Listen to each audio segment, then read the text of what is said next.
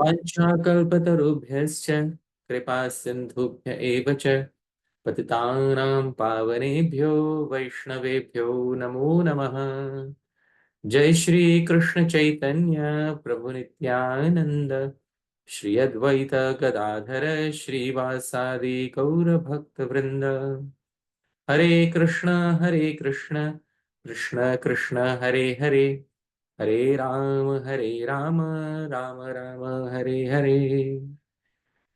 श्रील प्रभुपाद की जय, श्रील रूप गोस्वामी प्रभुपाद की जय, श्रील जीव गोस्वामी प्रभुपाद की जय, अनंत कोटि वैष्णव वृंद की जय। निताई गौर प्रेमानंदे, हरि हरि बोल। Welcome once again, dear devotees. Thank you so much, Dhāmeśvara Mahaprabhu Prabhu, for once again kindly hosting this series of talks on Śrī-Upadeśāmṛtam. I'm very thankful for your friendship and for the kind support that you've constantly given throughout this series. And I'm very grateful. I very much appreciate the same, Prabhu. Thank you so much. And no series of talks can be complete until we give thanks to the audience, because the audience is the primary reason why the series of talks is being carried out. If there would be no audience, there would be no purpose left in this entire series. So dear devotees, the series is successful because all of you are present here, and I'm very thankful to each and every one of you for kindly being present here, as well as those of us who are in the WhatsApp group, as well as those who are viewing the recording. Thank you to each and every one of you for kindly being a part of this journey in exploring Srila Rupa Goswami's Upadeshamritam. Today is the 53rd session of Srila Rupa Goswami's Upadeshamritam. Till now, we have completed 52 sessions, and today is the 53rd session. And we are beginning a new verse. This is the penultimate verse, the 10th verse of Srila Rupa Goswami's Upadeshamritam. You can see on the screen, we are trying to study the Upadeshamritam in great detail. We have all the time in the world for such study. And we'll be exploring the 10th verse now onwards. Before we begin, I'd like to offer Shanti Path, or traditional Vedic invocation for ensuring peace for the students as well as for the teacher. Dear devotees, this is the Shanti Path of Kathopanishad. Om Sahana Bhavatu Sahanau Bhunaktu Sah Viryam Karavavahai Tejasvinavadhitamastu Ma Vidvishavahai. Om Shanti Shanti Shanti. Sahana Bhavatu. May Bhagavan protect both of us, the teacher as well as the student. While undergoing the learning experience, sometimes the teacher deviates from the path. Sometimes the student deviates from the path. Sahana Bhavatu. May Bhagavan protect both of us, the teacher as well as student. Sahanau Bhunaktu. Sometimes during the course of learning, the teacher ends up committing a mistake which results in the teacher not getting any benefit. Sometimes the students end up committing a mistake which results in them not getting the benefit. But let that not happen. Even after making mistakes, may Bhagwan bestow the highest fruit of this study upon both of us. Sahaviryam Karavavahai. And in the course of learning, there are some uncomfortable truths to be understood. And learning and digesting those uncomfortable truths require strength. Dear devotees, may Bhagavan bestow the strength upon the students as well as the teacher to realize the highest truth. Sah Tejasvina Vadhitamastu. And may the study shine forth brilliantly. May the study not become a burden in our lives. May it become a source of great joy and radiance in our personal spiritual life. Ma Vidvishavahay. And may there be no envy between the teacher and the student. Om Shanti Shanti Shanti. May peace pervade the three worlds. This is the invocation verse from Kathopanishad, which protects the teacher as well as the student, because protection of both of them is essential for successful completion of any branch of learning that has been undertaken.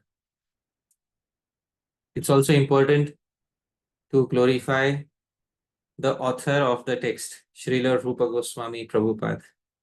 In order to glorify him, a new verse of glorification in this particular verse. This verse is as follows. त्यक्तो बन्धुभिरुत्कट प्रकृतिभिः नैकग्रहैः पीडिता कुख्यातो जगति तलेति विकला कामादि दुर्वृत्तिभिः सन्नीतोऽत्यवमाननां खलजनैः बद्धश्च पाशैकले सर्वोपाय निराकृतः शिवकृते श्रीरूपमेव श्रये. त्यक्तो बंधुभिर, given up by harsh nature relatives. Utkata prakritivir, naika grahai pidita, troubled by various malefic astrological planets. Kukhyato jagati tale, completely ill-reputed in the world. Ati vikalaha kamati durvrittibihi, extremely harassed by evil tendencies such as lust, etc. Sannito ati avamananam khalajanair, thoroughly disregarded by ruffians. Badhascha pashai kale, and firmly caught in the grips of Kali Yuga. Sarvo paya nirakritaha, completely failed in all solutions, in all possible ways. Shiva krite, for my auspiciousness. Shri Rupa Meva Shraya, I now take exclusive shelter of Srila Rupa Goswami Prabhupada. To dear devotees, this is a verse offered to the lotus feet of Srila Rupa Goswami Prabhupada. May Srila Rupa Goswami Prabhupada protect us when we most need it. Not only when we least need it. May Srila Rupa Goswami Prabhupada protect us when we most need it in our lives. Dear devotees, we are about to begin the penultimate, the second last verse, the 10th verse. The commentator Sri Radharaman Das Goswami introduces the verse as follows. Shri Kundasya eva varatve pradhanta purvakam hetvantaram aha karmebhyah iti. For proving the supreme position of Shri Kunda, Shri Radha Kunda, hetu antaram pradhanta purvakam, another siddhantic reason is specified in the current verse. And the current verse begins with karmebhyah. So what he wants to say is that in the previous verse itself, the superiority of Shri Radha Kund has already been proven. Now, Sri Rupa Goswami is proving the superiority of Sri Radha Kund through another angle of vision. So previously, it was through superiority of locations. That greater than Vaikuntha is Mathura, greater than Mathura is Vrindavan, greater than Vrindavan is Govardhan, and in Govardhan, Sri Radha Kund is the highest. This was through a hierarchy of places. Now, even through a hierarchy of the various sadhakas, it will be proven that Sri Radha Kund is the greatest, most choicest place to stay in the entire universe. So another angle of vision is being explored. A question may arise as to why the same siddhanta is being proclaimed again. And not only in this verse, the final verse will also be about Sri Radha Kund. So we not only have verse 9, but also verse 10 and the final verse, verse 11 about Sri Radha Kund. In Nyaya Shastra, this is known as Sthuna Nikhanana Nyaya. Sthuna means pillar. Nikhanana means, embedding the pillar in the ground. Nyaya, the maxim of embedding a pillar in the ground. So if we want to put a pillar in the ground, if we simply hammer it once, it will not be sufficient. In order to properly hammer a pillar in the ground, so that it remains fixed, we have to hammer it repeatedly. In English, we can say hammering a nail into the wall. So if we only hammer it once, it will not be so fixed on the wall. Therefore, it is important to repeatedly hammer the nail so that it can become fixed in the wall. This in Nyaya Shastra is known as Sthuna Nikhanana Nyaya. So repeated emphasis on a particular point helps ensure that the point is fixed in our minds. And this is what is being done by Srila Rupa Goswami Prabhupada in these final 3 verses of Śrī-Upadeśāmṛtam. Many devotees do not touch the final 3 verses, but here we have no such restriction. We will touch the final 3 verses of Śrī-Upadeśāmṛtam and we will try to learn what is given therein. Because when we study the literature of our acharyas, we should study Adya Upanta, from cover to cover. It's important to study a literature from cover to cover. In my childhood, I was told one thing by my father. He said that it's better to read one book completely than to read 10 books incompletely. So it's better to study one text, Śrī-Upadeśāmṛtam, Adyopanta, from beginning to end, rather than studying 10 works of Sri Rupa Goswami and then just leaving them in between. So this effort to study Śrī-Upadeśāmṛtam is being done with that same thought in mind, that we wish to cover Sri Rupa Goswami's literature, Śrī-Upadeśāmṛtam, from cover to cover. This is what is the intention here. Now, the penultimate means second last. The second last instruction is as follows. Karmibhyah parito hareh priyataya vyaktim yayurgyaninas tebhyo jnana vimukta bhakti parama premaika nisthastata tebhyastah pashupal pankaj drishas ताभ्योऽपि साराधिका प्रेष्ठा तद्वदीयं तदीय सरसि तां नाश्रयेत् कः कृति. Dear devotees, this is the 10th instruction. The meter is Shardula Vikriditam. So this is the name of the meter. 19 syllables per line. I have shown the first line on the screen. The syllables marked in red are Guru.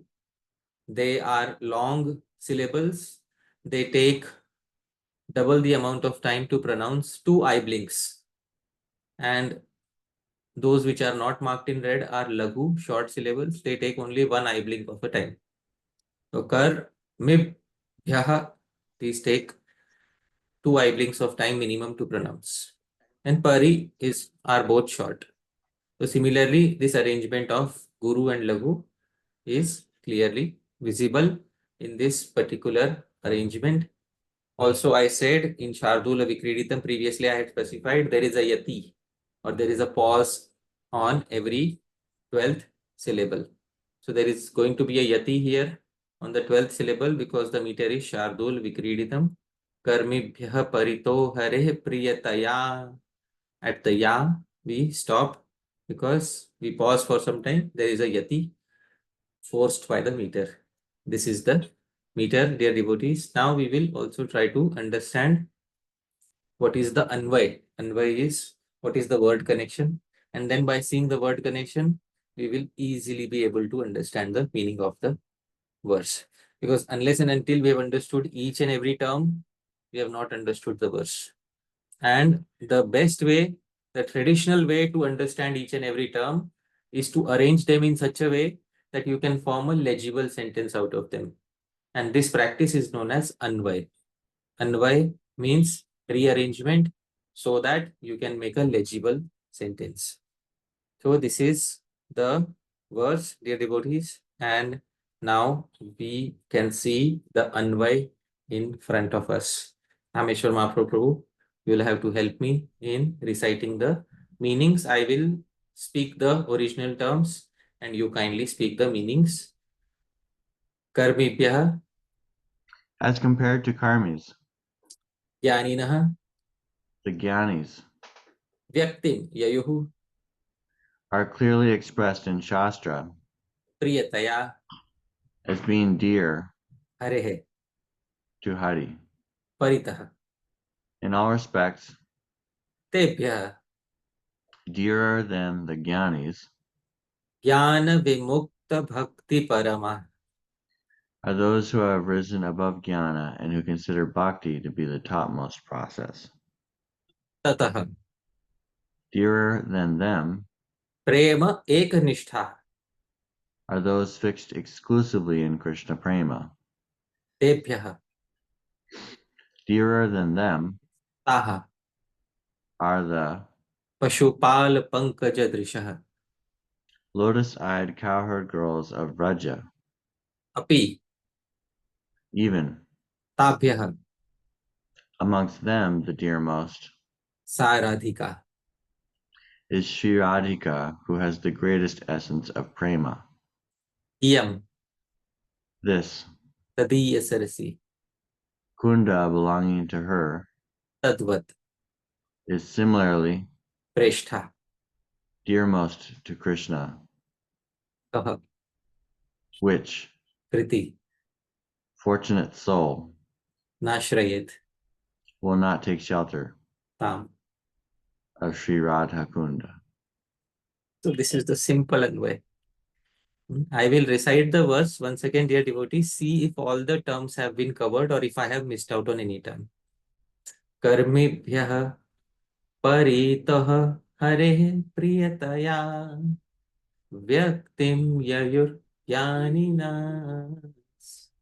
tebhyo jnana vimukta bhakti parama premaikanishtastata तेभ्यस्ताः पशुपालपङ्कजदृशस् ताभ्योऽपि साराधिका प्रेष्ठा तत्पदीयं तदीय सरसि तां नाश्रयेत् कः कृति.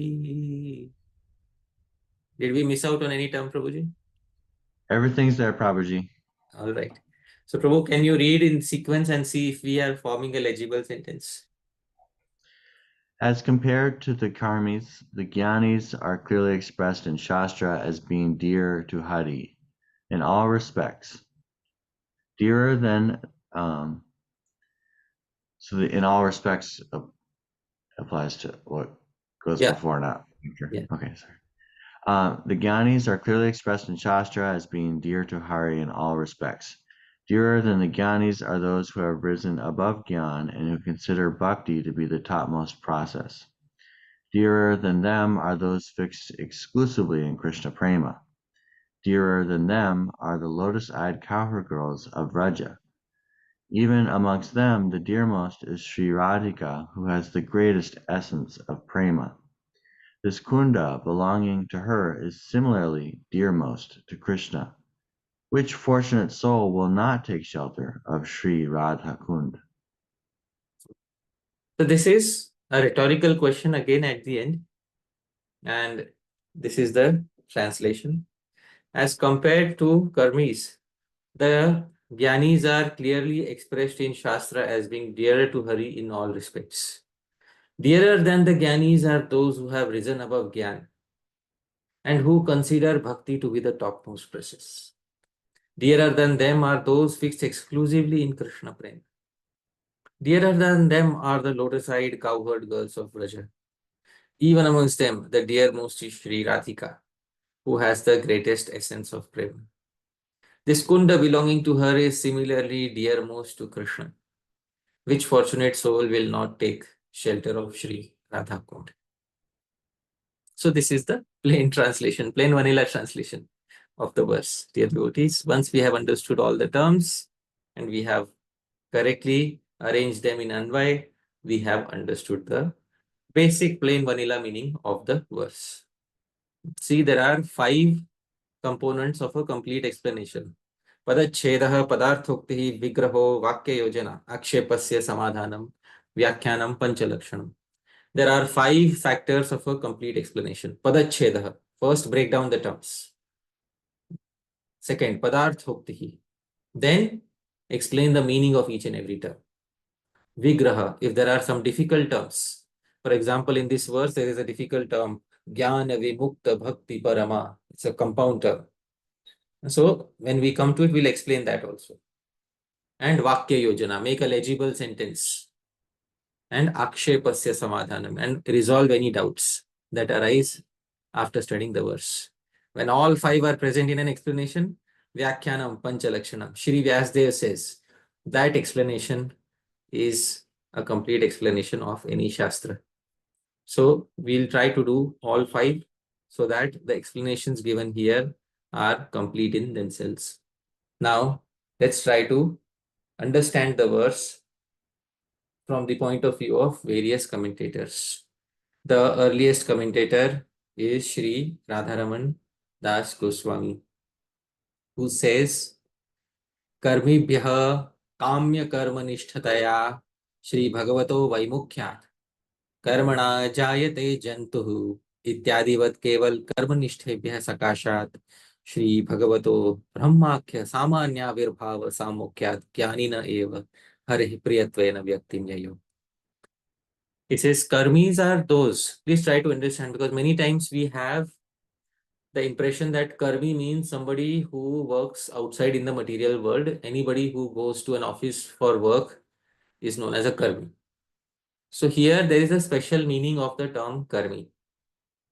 Who is a karmi? A karmi refers to somebody who is performing Vedic karma. That person is being referred to here as a karmi. So Sri Rupa Goswami, when he says karmi, he means a person who, according to Varna and Ashram, is properly situated in their karma, in their Vedic karma, and such a person who executes karma, Vedic karma, according to their Varna and Ashram, are known as karmi. That is what it is. Now, what about those who are not situated in their Varna and Ashram and who are still executing karma? So they are not executing their karma, they are executing somebody else's karma. That is what it is. They are executing somebody else's karma. Because in the Bhagavad Gita, Sri Krishna has says, Paradharmo bhayavaha. It is fearsome to carry out somebody else's prescribed duties. That is what Sri Krishna has said in Bhagavad Gita.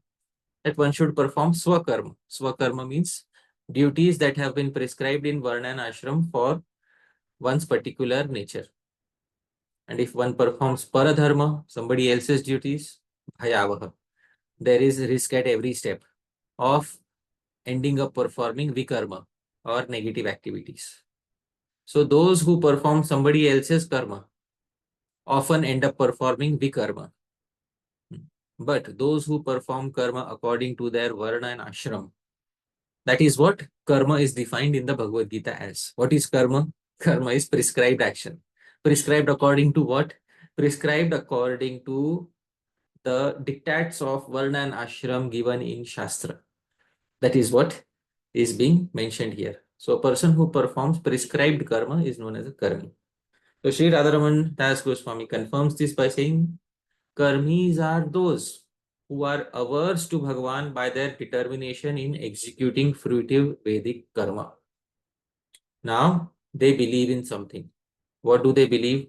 And then he cites a verse from Srimad Bhagavatam, 10th canto, 24th chapter, verse number 13. This verse is interesting because Sri Krishna himself uttered this verse during the pastime of worshipping the Govardhan hill.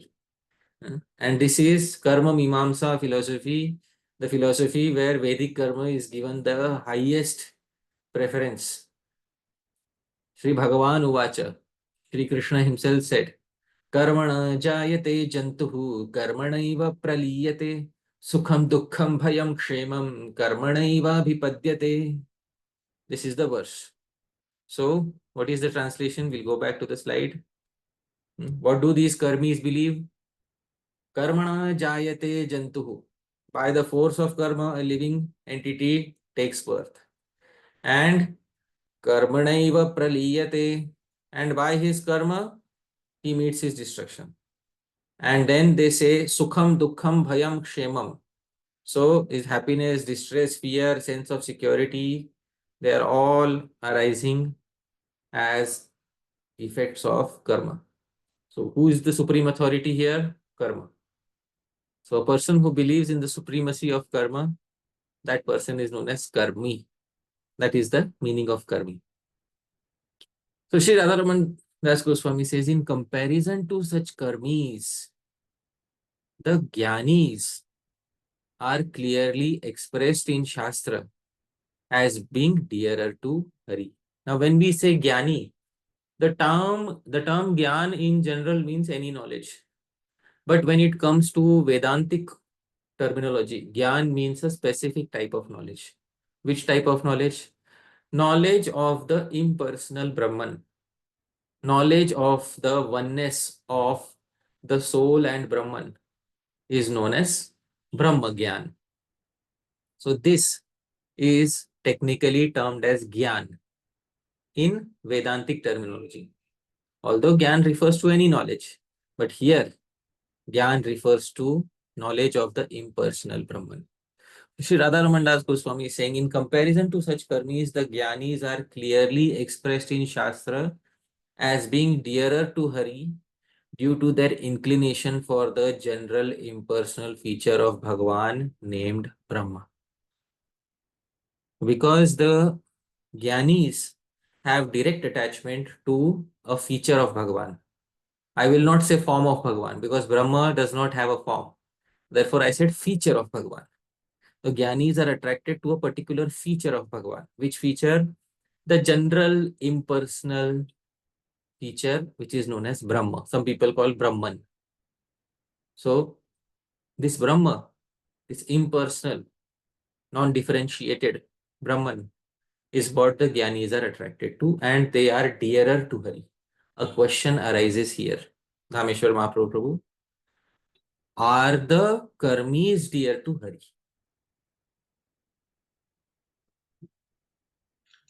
I was wondering that myself the way that you presented the translation. It's not clearly stated. It's not clearly stated. So, we will see in due course of time that there will be commentators who will take up this point. But right now, let's keep this point in our mind. Are karmis dear to Sri Hari? And when I say karmis, I don't mean, sense enjoyers who don't understand Varna and Ashram. I'm not meaning those people. Karmis means those who are fixed in their Varna and Ashram and those who are executing Vedic karma. Are they dear to Hari? Because they are doing their prescribed duties. So certainly, Sri Hari should also view them with some compassion. They should not be placed on the same level as those sense enjoyers who have no idea of Varna and Ashram.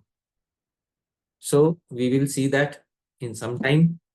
Sri Radharaman Das Goswami continues and says, Tebhyopi, dearer than those monist jnanis, are ye purvam jnanena mukta punar bhakti pradhana. Those who got free from the influence of impersonal jnana and who now have a prominence of bhakti in them. So former jnanis, but currently they have become bhaktas. And then he gives an examples. Jnani charahas sanakadayas. Example include such former jnanis such as the sages Sri Sanaka, etc. So Jnani Chara, he uses the term Jnani Chara. What is Jnani Chara mean? So Jnani Chara, whenever the term Chara is used, whenever the suffix Chara is used, there is a sutra, Panini Sutra, Bhutpurve Charat. Whenever you want to denote something formerly, you add Chara. So he who was formerly a Jnani becomes Jnani Chara. Then he says, Tebhyopi Sri Krishna Prema Bhara Anirvachya Shri Vraja Sundarya. Dearer than them are those fixed exclusively in Prema. Okay, then that is Shri Narada. And dearer to Krishna than them are the damsels of Vraja, who cannot be described in words because of their overflow of Krishna Prema. So greater than the Jnana Vimukta Bhakti Parama, greater than those sages who have left Jnana and taken to the path of Bhakti, are those who are clearly fixed on the path of Prema. Who are clearly fixed on the path of Prema? Examples he has given is Narada, etc. So these are the examples of those who are clearly fixed on the path of Prema. And then dearer than them are the gopis of Shri Vraja. Dear devotees, once again, see here, dearer than them are the damsels of Vraja who cannot be described in words because of their overflow of Krishna Prema. And then finally, Sri Radharaman Das Goswami says, Tatrapi, now he quotes a pramana. Please pay attention. Sarva gopishu saivaika Vishnoratyanta vallabha. That there are statements in Shastra which says Sri Radha alone is his most beloved of all the gopis. This is a statement from the Padma Purana which is quoted in Chaitanya Charitamrita Adi Lila 4.215. And he says Sri Radha eva Sri Harer Niravadhi Prema Vasatis. By such statements it is understood that Sri Radha alone is the boundless abode of Krishna Prema. She is dearmost to Krishna. And Tadiya Sarasi cha Preshtha. And her Kunda is equally dear to him.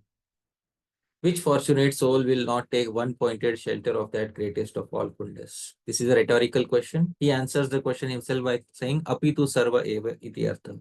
Certainly, all fortunate souls will take shelter of Sri Radha Kunda. This is what it is, dear devotees. This is his commentary on this particular verse. Now we move ahead and we see the commentary of Srila Bhaktivinode Thakura Mahasaya. His commentary is in the Bengali language. He says, Jagate yatta prakar sadhakache. Of all the spiritual sadhakas that exist in the world, Sarvapeksha Radha Kunda Tatavasi Bhajanakari Shreshta Krishna Priya. The ones performing bhajan on the banks of Sri Radha Kund are the greatest and dearmost to Krishna. Tai e dasham shloke dekhai te chena.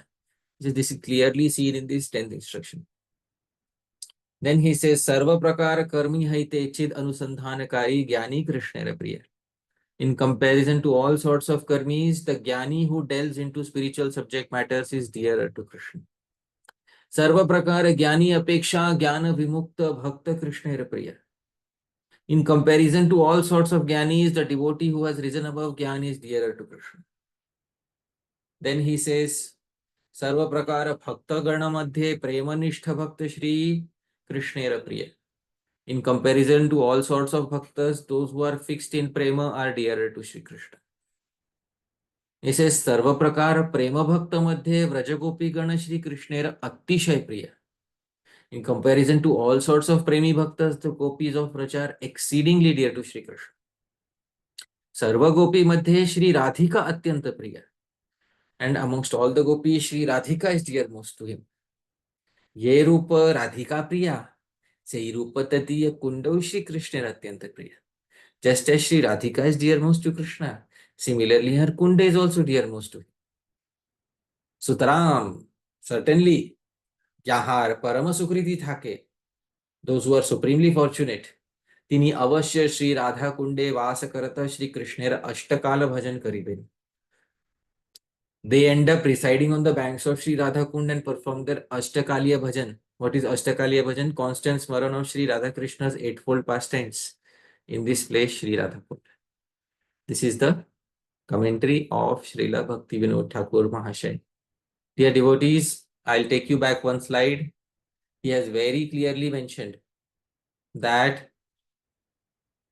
of all the sadhakas that exist in the world, the ones performing bhajan on the banks of Sri Radha Kund are the greatest and dearmost to Sri Krishna. Dear devotees, this is the conclusion that Srila Bhaktivinode Thakura has given. I am saying this because previously there was a point made, there was some discussion where he said that, I would like to reside in Kurukshetra. So on a special occasion, an Acharya may get a spurti, an impetus to speak like that. And that is for a special reason. But in general, if you ask the Acharya, what is your permanent place of residence? So he will say, my permanent place of residence is that which is the greatest and dearmost to Krishna. And which place is greatest and dearmost to Sri Krishna as well as Sri Radha? So that place is Sri Radha Kund. Now, why did he say previously that I want to stay on the banks of Brahma Sarovar in Kurukshetra? He said that because Sri Radha was in distress at that particular location and he wanted to assist her. So for that particular incident, he wanted to perform his bhajan there, perform his seva there. But in general, Srila Bhaktivinode Thakur is Kamal Manjari, who stays always on the banks of Sri Radha Kund. So dear devotees, this conclusion should be fixed in our minds. There is a, if we see in actuality, Srila Bhaktivinode Thakur's Bhajan Kutir is near Sri Radha Kund.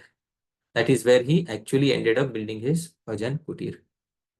Now, his commentary is completed. We will now see the commentary of Srila Bhaktisiddhanta Saraswati Thakura. Now, he clarifies.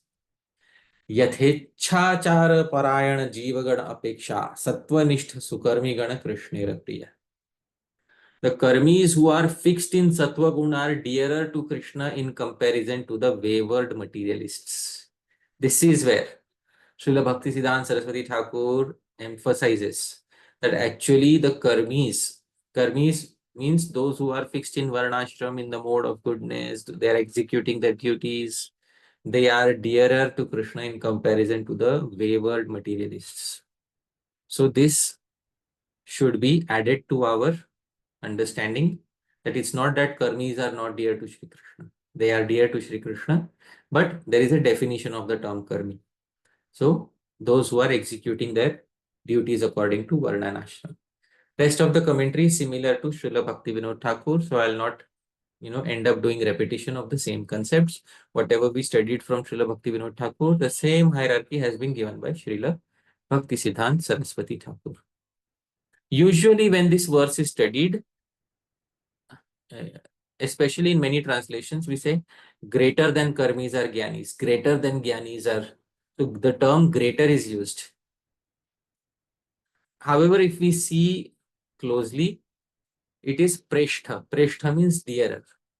So the intention of Srila Rupa Goswami is dearer than karmis are gyanis, dearer than gyanis are jnana vimukta bhakti parama, dearer than them are premi bhaktas, dearer than them are the Vrajagopis, dearest amongst them is Shri Radhika and her kunda is equally dear.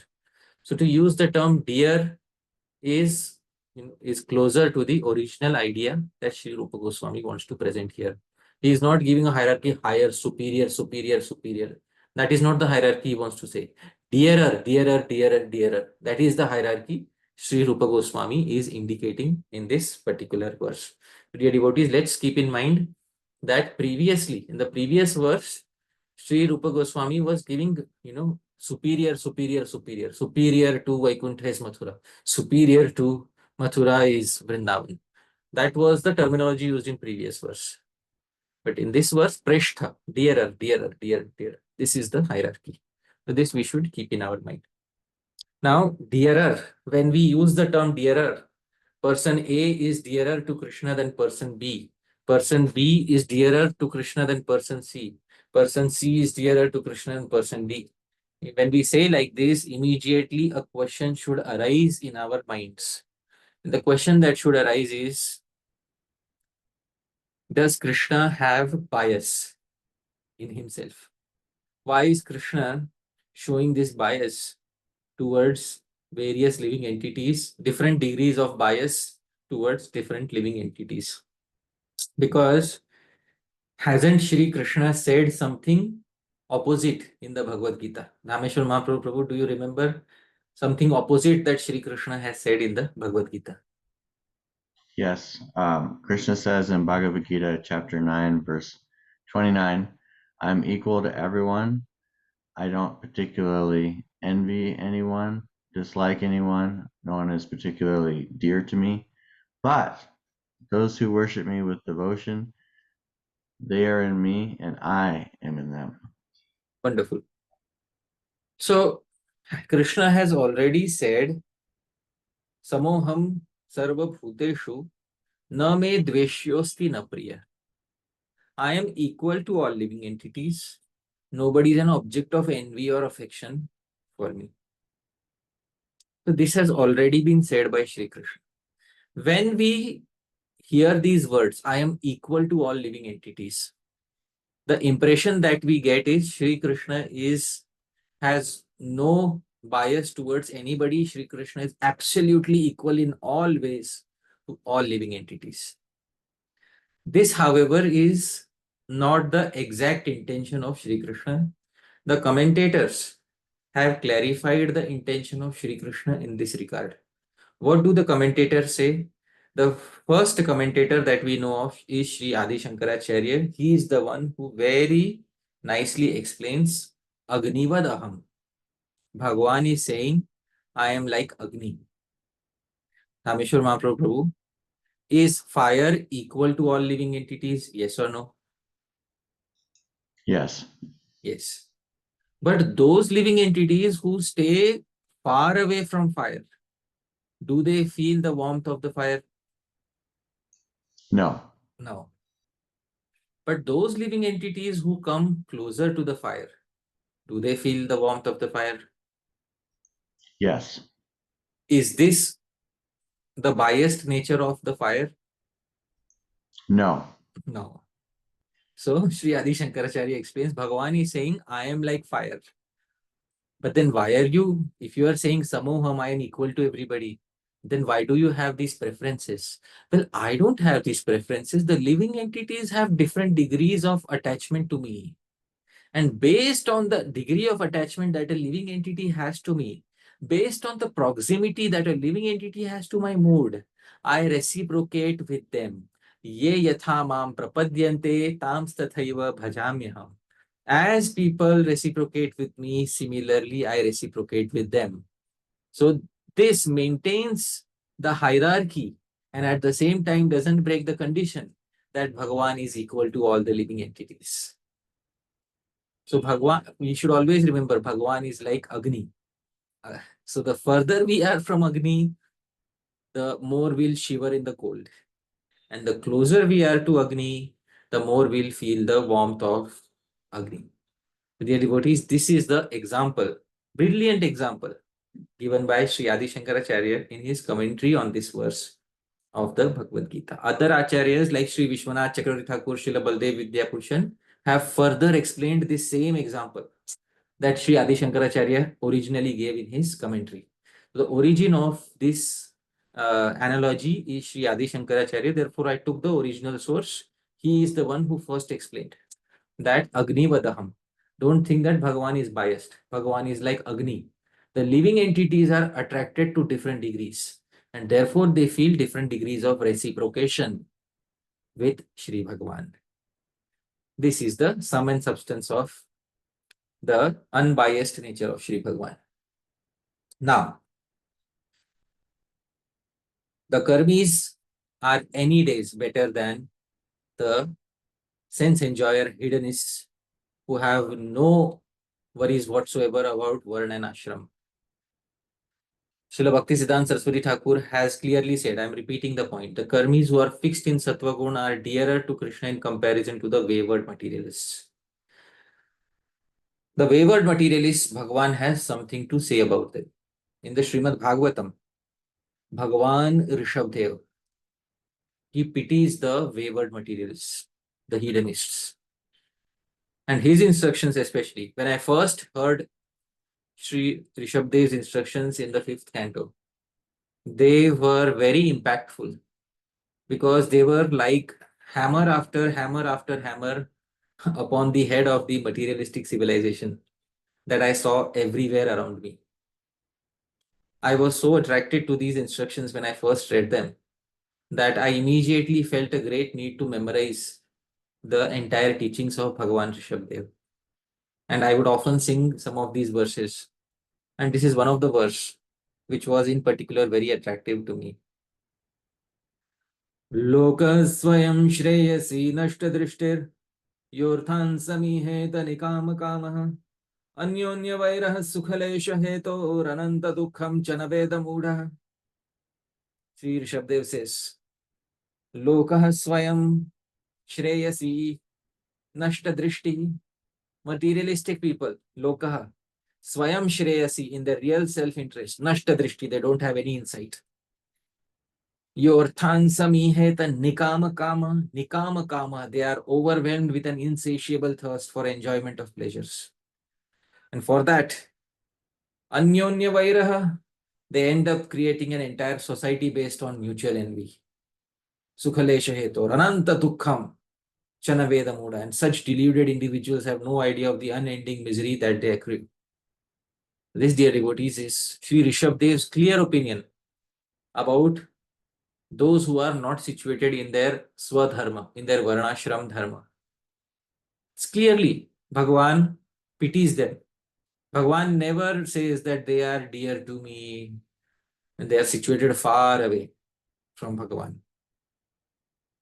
So this is what Bhagavan thinks about the wayward sense enjoyers. Better than these sense enjoyers are those who want enjoyment, but those who are situated in Varna and Ashram. So if Bhagavan is the center of all existence, dear devotees, the most exterior circle is of Karmis, Sakam Karmis. They are feeling some warmth from the source of all warmth. And therefore, they are getting some benefit from Shri Bhagavan in the form of sense enjoyment. So this is what is our first circle of individuals who are dear to Shri Krishna. Where is the proof that these Sakam Karmis, those who are executing their Varna and Ashram, are pleasing Shri Krishna, are dear to Shri Krishna? Because without a proof, without a praman, we should not speak anything. And therefore, it is important to give a praman for this, that the Karmis are also dear to Shri Krishna. A praman for this is very rare to find. Very few pramanas like these exist in Shastra. But it is clearly mentioned in the Vishnu Purana that Bhagavan is satisfied with somebody who performs prescribed karma. The sage Aurva says to Maharaj Sagar in the Vishnu Purana, Varna shrameshu ye dharma shastroktan nripasattama teshu tishtannaro vishnum maradhayati nanyatha. Varna shrameshu ye dharma nripasattama, O best amongst kings, only by being situated in the various activities of varnashram dharma prescribed for oneself in Shastra, Shastrokta, does a human satisfy Bhagavan Vishnu. Na anyatha, there is no other way to achieve such satisfaction. So this is the sage Aurva's statement to Maharaj Sagar. And the sage is speaking according to the qualification of the king. It's not that these are the only people dear to Shri Krishna, but according to the qualification of the king is being given an instruction that only by being situated in the various activities of Varnashram Dharma prescribed for oneself in Shastra does a human satisfy Bhagavan Vishnu. It is important for sages to give such instructions to kings. Otherwise, if sages tell kings, renounce everything and become a jnani, then who will maintain the order in society? Therefore, when a king like Maharaj Sagar is approaching a responsible sage like Aurva, Aurva doesn't tell him to quickly become a jnani and renounce everything. At proper time, everything will be revealed. But for the time being, the instruction to the king is to keep following his Varna and Ashrama duties.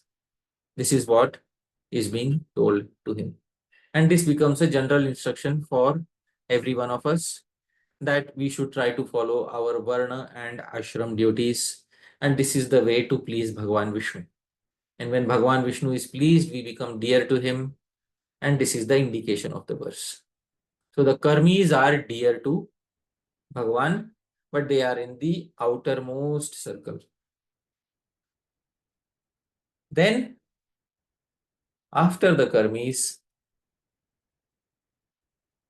Slightly closer are the Gyanis. So this is the second level of proximity that any individual achieves with Sri Krishna, as Sri Rupa Goswami has specified in the verse. It's nice to put all these levels of proximity in the form of a diagram so that we will be able to understand the exact hierarchy that Sri Rupa Goswami has specified. I could have made it in the form of a pyramid, but this is not a top-down hierarchy. It's not a top-down hierarchy. When I meditated on the verse and when I saw the realizations of the acharyas that Bhagavan is like Agni, he's like fire. So the hierarchy should be of proximity to Bhagavan. Bhagavan in the center and various sadhakas with the greater levels of proximity being dearer to Bhagavan. So the Gyanis are closer in proximity to the Karmis. Why? Because the Gyanis have a direct interest in an aspect of Bhagavan. And which aspect of Bhagavan do they have an interest in? That aspect is known as Nirvishesh Brahma, the impersonal Brahman. That is a direct aspect of Bhagavan. As we know, Brahmeti, Paramatmeti, Bhagavaniti, Shabdyate. There are three aspects of the absolute truth: Brahma, Paramatma, and Bhagavan. Out of which the Gyanis are interested in one aspect, that is the impersonal Brahman. Thus, they are closer to Bhagavan and thus they are dearer to Bhagavan. Bhagavan is equal to everybody, but Gyanis are dearer to Bhagavan. So this is how we can understand it. Now, the question arises, so many people in the world are sense enjoyers. Out of them, a few people understand that they should live in Varnashram. Out of them, very few people become eligible for Gyan. And how do they become, how does a living entity make the transition from karma to Gyan? If this question is asked, because it's not that once a living entity is in one category, they cannot move to another category. They can come closer to Bhagavan. But that eligibility is not attained by one's own strength. The eligibility is attained only by Bhagavan's mercy. After many, many lives of remaining in the various species of being a karmi, then somebody finally gets saturated with Vedic karma by Bhagavan's mercy. Sri Adi Sankaracarya, who is himself considered to be an authority in the field of Jnana Yoga, he says in his commentary to Vedanta Sutra, what does he say? Tad anugraha hetukenaiva cha vijnanena moksha siddhir bhavutum arhati. Eligibility for attaining moksha siddhi, the perfection of liberation, is possible by transcendental realizations. These transcendental realizations occur solely due to the mercy of the Supreme Personality. Very clearly he says that one becomes eligible for Jnana Yoga, tad anugraha, by the anugraha of that particular personality. So it is only by the mercy of Shri Bhagavan that a person moves from being a karmi to being a jnani. Not otherwise, dear devotees. Don't think that some random law of nature causes a karmi to turn into a jnani. No, no, no. They are saturated with their Vedic karma. Enough. I want something greater than this. Then this happens by the mercy of Bhagavan. This saturation occurs by the mercy of Bhagavan. Didn't we study when we were studying Kanishtha Adhikari, Madhyam Adhikari, Uttam Adhikari? I showed a paragraph from Srila Bhaktisiddhanta Saraswati Thakura, where he says, if one is fortunate, he becomes disgusted with the limited vision of the Kanishtha Adhikari. Now, what is the meaning of if one is fortunate? Which means if one is favored by Shri Bhagavan, then one becomes disgusted with a lower level of adhikar and moves to a higher level of adhikar. So this is what is happening here. So it is Bhagavan who impels the living entity on a higher level of adhikar. So the Bhagavan, this particular mercy of Bhagavan is the cause of the living entity becoming a jnani. This is confirmed by Sri Madhvacharya. Usually Sri Adi Sankaracarya and Sri Madhvacharya don't align on many issues.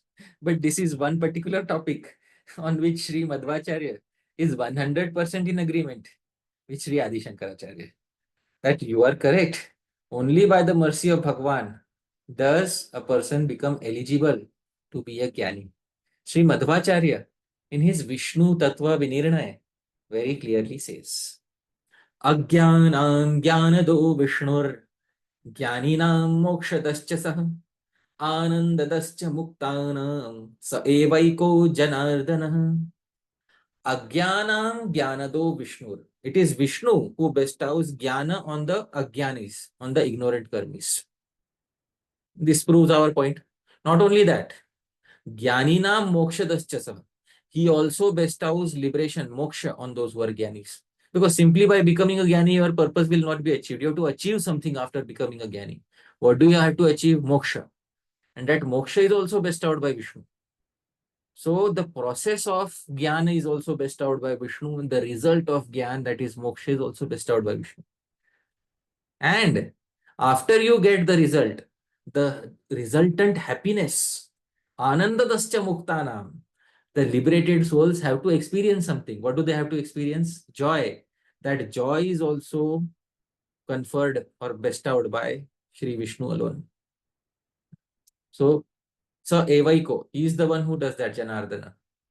He is the one who bestows happiness upon those who are liberated. This is the conclusion of Sri Madhvacharya in Vishnu Tattva Vinirnaya. So he is aligning with Sri Adi Sankaracarya on this point. Sometimes Sri Madhvacharya, Sri Adi Sankaracarya align. No, they are not opponents on each and every point. Some points they align, but on major philosophical points, they have differences of opinion. But at least I am happy on this point, they both align with each other. Previously, there were some impersonalists like Chit Sukhacharya who do not believe that Bhagavan causes the living entity to become a Jnani. But Sri Adi Sankaracharya is much more theistic than that. Sri Adi Sankaracharya says Bhagavan who causes the living entity to turn to Jnana. Chit Sukhacharya says by the own, by the living entity's own strength, the living entity starts gaining knowledge and then he removes his illusion, etc. Because living entity is ultimately Brahma. The living entity has some strength and by his own strength, he removes his ignorance. This was the opinion of previous impersonalists like Chit Sukhacharya. Sri Adi Sankaracharya is much more theistic than that. He says, no, it's not like that.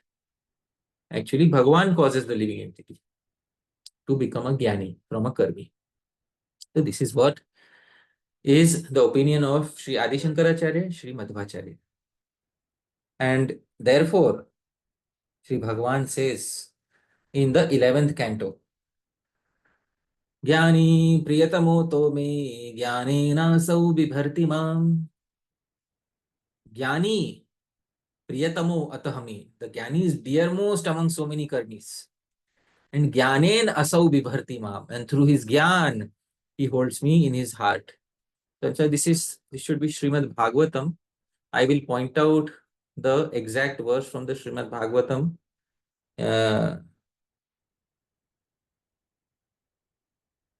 Yes, this is Srimad Bhagavatam 11.19.3. So I will share the verse on the screen in the software. All of you can see. This is 11.19.3 of the Srimad Bhagavatam, where Sri Bhagavan is saying that Jnani priyatamo tama and Jnane nasau vibharti mam. So this is where Bhagavan is very clearly saying that the Jnani is dearmost to me. Alright, so let's go back to the slides and yeah. This is the proper reference. So it's 11.19.3 of Srimad Bhagavatam. So now that we understand this hierarchy is in terms of who is closer to Shri Bhagavan. So we have today begun with the verse. We have understood that what is the meaning of the term priyataya. It means dearer. It's not superior, it means dearer. And then we have seen that even the karmis, especially those who are executing their varna and ashram, they are also dear to Sri Hari. There are some proofs in the Shastra regarding that, but the Jnani is definitely dear most amongst all the Karmis. So, these dear devotees is where I would like to pause my speech today. Next time, we'll move ahead from this point onwards and we'll go inner in the circle, and then we will see how there are other individuals who are closer to Sri Krishna and dearer to Sri Krishna. Thank you very much, dear devotees. Yadatra skhalitam kinchit vidvamsah purayantu tat yadatra saushthavam kinchit tad guroreva me nahi. Yadatra skhalitam kinchit. If there are any mistakes that I made, vidvamsah, you're all learned devotees, purayantu tat. Please correct those mistakes. And yadatra saushthavam kinchit. If anything was nice, please remember tad guroreva. It belongs to my gurujanas. Me nahi. It doesn't belong to me. Thank you very much, dear devotees. Jagadguru Srila Prabhupada ki jai. Srila Rupa Goswami Prabhupada ki jai. Srila Jiva Goswami Prabhupada ki jai. Ananta Koti Vaishnava Vrinda ki jai. Hare Krishna. Hare Krishna. Thank you so much, Hari Pārṣada Prabhu. Another wonderful class. You know, we're on class 53 now. And as we progress further and further, I'm excited for each new class, but I'm also sad that we're getting closer to the end.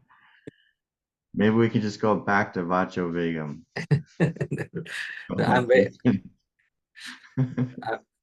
Yes, we can definitely try to study Upadeshamritam again, but I'll have to work, again harder to find new realizations. But this is what I could, think of when I was preparing my notes. So I hope the devotees are satisfied with this attempt. Yes. So thank you so much. Thank you. And also, honorable mention to Manjari Mataji, who's doing such a wonderful service transcribing these talks. Oh, yes. It's so much work, and it's a really diligent work. Yes. So her and other devotees are leading that up. It's really, really wonderful service. Yes, I when I started reading the documents that she sent, I ended up, spending half an hour reading everything, and I couldn't, believe the way it was presented nicely, and it immediately captured my interest. So I felt that how she presented it was much better than how I presented in the slides. So all credits to her. She's here, I think, online. Okay, so we're going to go now to questions and answers. I'm just last minute writing this last rule. Very specific questions may be better in the group. So you might have some questions that are relevant for today's class, but if they pertain to a particular word of a commentary, something very specific that has to be looked up, it might be better to ask in the group so there's time to do that. We do ask that you ask questions related to today's class and not just anything that happens to be on your mind. We want to speak in principle rather than saying, oh, well, this person does this or this institution does this. What do you think about that? And make sure that everyone has time to ask their questions. So either keep it short or you can break up your questions in chunks and go to the back of the line so other people get a chance and you will get your second chance later. If you're not in the Upadeshamrita WhatsApp group, then you can just send an email to upadeshamritam@gmail.com, as you see here, and we will add you. Anything else to add, Prabhuji? Yeah, I'd especially like to highlight that please don't focus your query on any individual or an institution. Often when things are spoken, they are spoken from the point of view of Shastra. And often what happens is when I speak something or when I specify some principle from Shastra, it is not to oppose any particular individual or institution. Once I specified in this Upadeshamritam series itself, I specified that Sri Rupa Goswami says in Bhakti Rasamrit Sindhu, one should not accept too many disciples. It's a clear principle given in the Bhakti Rasamrit Sindhu. And then many devotees came up to me and said, but Prabhu, but our Guru has accepted so many. I said, the statement was not made against your Guru.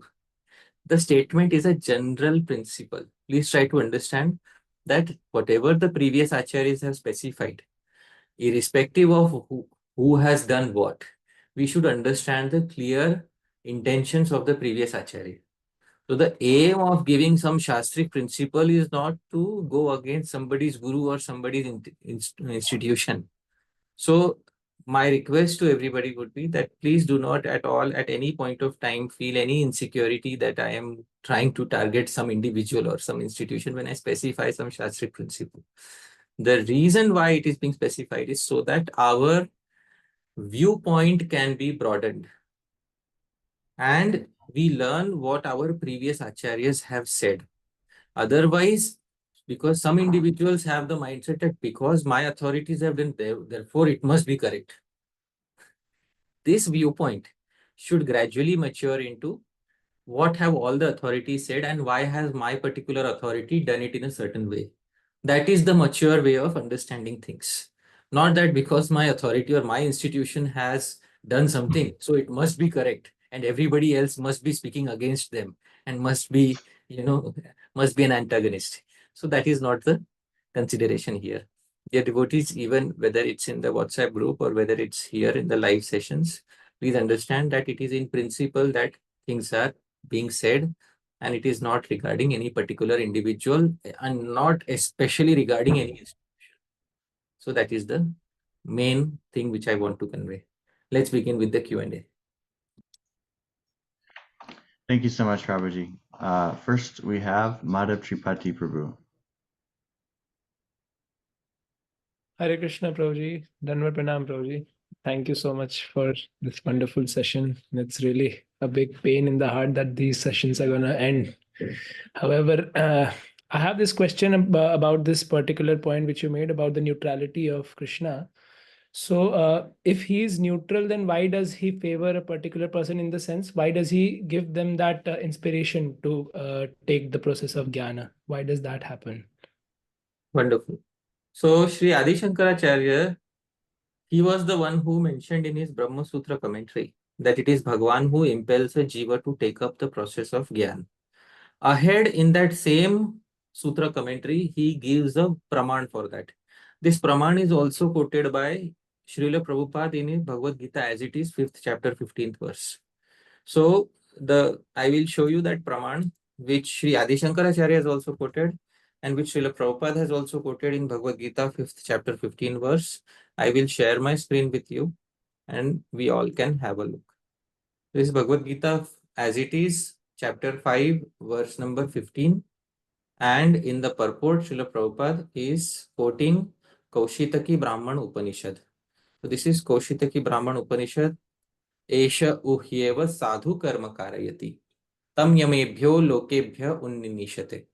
Esha eva sadhu karma karayati yam adho ninishate. The Lord engages the living entity in pious activities so that the living entity may be elevated. And the Lord engages him in impious activities so that the living entity may be degraded. So this is Kaushitaki Brahman Upanishad. Prabhupada has quoted this in Bhagavad Gita 5.15. Sri Adi Sankaracarya quotes this exact praman in that very commentary which I had cited. But I only cited a small fragment which was useful for today. Ahead he quotes this praman. It is Bhagavan who causes the living entity to become upgraded in consciousness and degraded in consciousness. Question arises, then Bhagavan must be cruel and Bhagavan must be biased. So there is a specific section in Vedanta which specifies that Bhagavan does not have two negative attributes. What are the two negative attributes? Vaishamya, Nairdghrinya. He does not have biased nature, he does not have cruelty. And why? Because from the previous inclinations of the living entity, Bhagavan is simply fanning the previous inclinations of the living entity. The example given by Sri Bhaskaracharya in his Vedanta Sutra commentary is beautiful. I have quoted this example, this analogy before, I am quoting it again. Sri Bhaskaracharya says that just as rainfall, Parjanyavat, rainfall is equal everywhere, it falls everywhere equally. But in some places, thorny bushes grow. In some places, you get basmati rice, first class rice. So the fault does not lie with the rainfall. The rainfall is simply a catalyst for the particular seed to grow. The fault is in the seed. So the fault is in the living entity's previous tendencies from time immemorial. Bhagavan simply fans the tendencies of the living entity. And accordingly, Bhagavan makes the living entity go up or go down. That is the answer to your query. I hope that makes it clear. Right? Yes. Thank you. Thank you so much. Hare Krishna. Next we have Omkar Prabhu.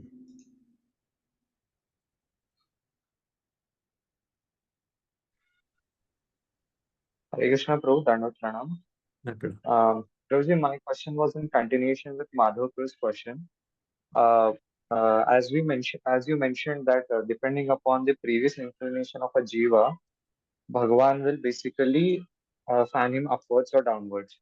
But the point would come is what was the previous inclination of the jiva and how did we go to that? So Vishwanath Chakravarti Thakur says that depending upon the sadhu sangha the jiva had, uh, that will be basically his inclination. But then the question can basically go again, like what is the factor which is influencing in some in for the jiva to go in particular direction? Like, so this question, in a sense, can go like sometimes in an infinite regress kind of thing. So could you please clarify about this thing? Srila Baldev Vidyabhushan, in the beginning of his Vedanta Sutra, he lists a factor called as adrishta. What is the meaning of adrishta? That which is unseen. Unseen. So Srila Baldev Vidyabhushan, he calls this karma as adrishta. If you try to find out the cause, you will not find a cause. See here, I am sharing my screen. This is Srila Baldev Vidyabhushan's introduction to Vedanta Sutra. Can you kindly read, Prabhuji? Karma, the result of fruitive action, is not a conscious, living person. It is an inert, material force. Although no one can trace out its beginning, it has a definite end at some point in time. It is known by the name Adrishta, the unseen hand of fate, and many other names also. All right. So when Srila Baldev Vidyabhushan says it is adrishta, which means you can't look into that window. But Prabhu, here the point will be jnana or bhakti is not a product of karma. It is basically Swarup Shakti's vritti. We are So, speaking about how Gyan could here. karma? We are speaking about Gyan here, not about Bhakti. Gyan is attained by previous Sukriti. What will be the nature of that Sukriti? So the nature of that Sukriti will be one has executed karma to a very nice extent. That he has to such an extent that Bhagavan desires for that living entity to be satiated with that karma. That is the amount of piety that living entity has accrued. Therefore, Bhagavan upgrades that living entity to the level of Gyan. But it is also possible that Bhagavan may directly intervene and cause somebody to become a Gyani. But it is also possible to become a Gyani through Karma Paripak. Karma Paripak means through the fruition of positive karma. If you want to gain an insight into this, you will have to look into some other Vedantic texts. For example, Panchadashi. Panchadashi is one such text of Vedanta where it is very clearly specified that by karma paripak, by fruition of karma, that is when a person becomes eligible for jnana. I will share my screen. I will show you from Panchadashi and you can read that particular verse. I will share my screen. This is Panchadashi, beginning first part of Panchadashi, verse number 31. Can you see? Yes, sir. What is the term? Satkarma Paripak. Satkarma. Paripakate. Karuna nidhinotrita. Paripakse. Pariparsate. Prapyatirat vishramyanti yatha sukham. Those living entities who are roaming around in the whirlpools of material nature, satkarma paripakate, by the fruition of their good varnashram activities, that is when they become eligible for Gyan. So it's very clearly mentioned there. All right. Don't think that I'm speaking about bhakti here. Right now I'm speaking about Gyan. And the text of Gyan, they specify what are the reasons. Okay? So we can maybe conclude in this way that a person basically develops vairagya, which is not a positive thing, by following the Yeah. varnashram, etc. Yes. And then he will be qualified for the Jnana Marga. Yes. Eventually getting the mercy of. Yes. All right. Okay. Thank you. Yes, sir. That is all. Next we have Pujarini Mataji. Hare Krishna Prabhu, Dandavat Pranam. My pranams, Mataji. Thank you, thank you, thank you. Brilliant and sweet at the same time. My question is, you mentioned on one of your slides that Sri Adi Sankaracarya said Bhagawan Vishnu is the one who gives impetus or, for the living entity to move in that direction. But I thought he was an impersonalist. So when he says Bhagawan Vishnu, what does that mean? So his terminology usually means Paramatma. Paramatma means, but who is Paramatma? Actually speaking, who is it Brahma, is it Shiva, or is it Vishnu? Who is Paramatma? Vishnu. Vishnu is Paramatma. So therefore, when I translate it in more literal words as Bhagavan Vishnu. Although the term he uses is Paramatma. But Paramatma is nobody other than Shri Vishnu. So his indication is definitely towards Shri Vishnu. Although the terms he has used in his Brahma Sutra Bhashya is, Paramatma. That is what it is. All right. Okay. Thank you. Thank you. Hare. Next we have Jai Dwarka Prabhu. Hare Krishna Prabhuji, Dandavat Pranam once again. Thank you so much for this lovely presentation, Prabhuji. Prabhuji, my question was, because a devotee is also required to perform his prescribed duties, as that comes in verse, Tavat Karmani Kurvita Nanirvedyata Yavata. So can you please highlight the differences between a Sakam Karmi and Sakam devotee? Right. So if a particular devotee is expected to perform his karma, because a devotee should stay in varnashram, etc. And therefore, devotee is a part of varnashram, they should perform their karma. But if the devotee is one-pointed and the devotee does not perform his karma, is there anything negative for the devotee? That is the question. Yeah, one thing, you're muted. Just a minute, I'll ask you to unmute. No, Prabhuji. No. That's the difference between a Sakam Karmi and a devotee. A Sakam Karmi gets a severe reaction for not executing his Varna and Ashram duties. A devotee's karma is directly in the hands of Bhagavan. So if Bhagavan is in control of the devotee's karma, the devotee does not get reactions in the same way that a Sakam Karmi gets. Although the devotee should not take advantage of this particular license. The devotee should not willingly flout the rules of Varna and Ashram, because many of them are favorable to the execution of bhakti. If he starts willingly flouting the rules of Varna and Ashram, then there will be many impediments in his or her execution of bhakti. But if out of an upsurge of devotion, he is not able to follow the rules of Varna and Ashram, then the devotee is not at fault. There is a very nice verse about this in the Padyavali. So this verse I would like to cite. I often cite this verse as a praman of a devotee who out of devotion is not able to follow the rules of Varnashram. This verse is by an unknown author and it is in the meter Shardula Vikriditam. I will share my screen, and this is Padyavali around verse number 80.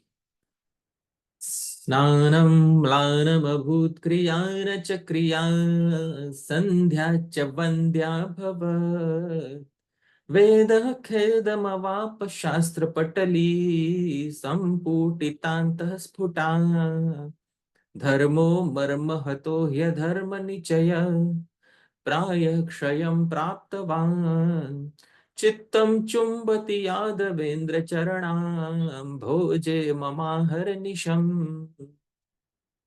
Snanam blanam abhut. My bath has become dirty. My process of taking bath has become dirty, which means I no longer take a regular bath. Kriyana cha kriya. My Vedic activities are no longer, true to their nature. Kriya na cha kriya. Sandhya cha vandhya. My sandhya, my chanting of Gayatri has become a barren lady. Vandhya. My Gayatri has become useless. Vedah khedam avapa. The Vedas are dejected in my home. Shastra Patali, all the other Shastras, Sampu, Titanta, Sput are packed in a box now. Dharmo, Marma, Hato, Dharma feels aggrieved at heart.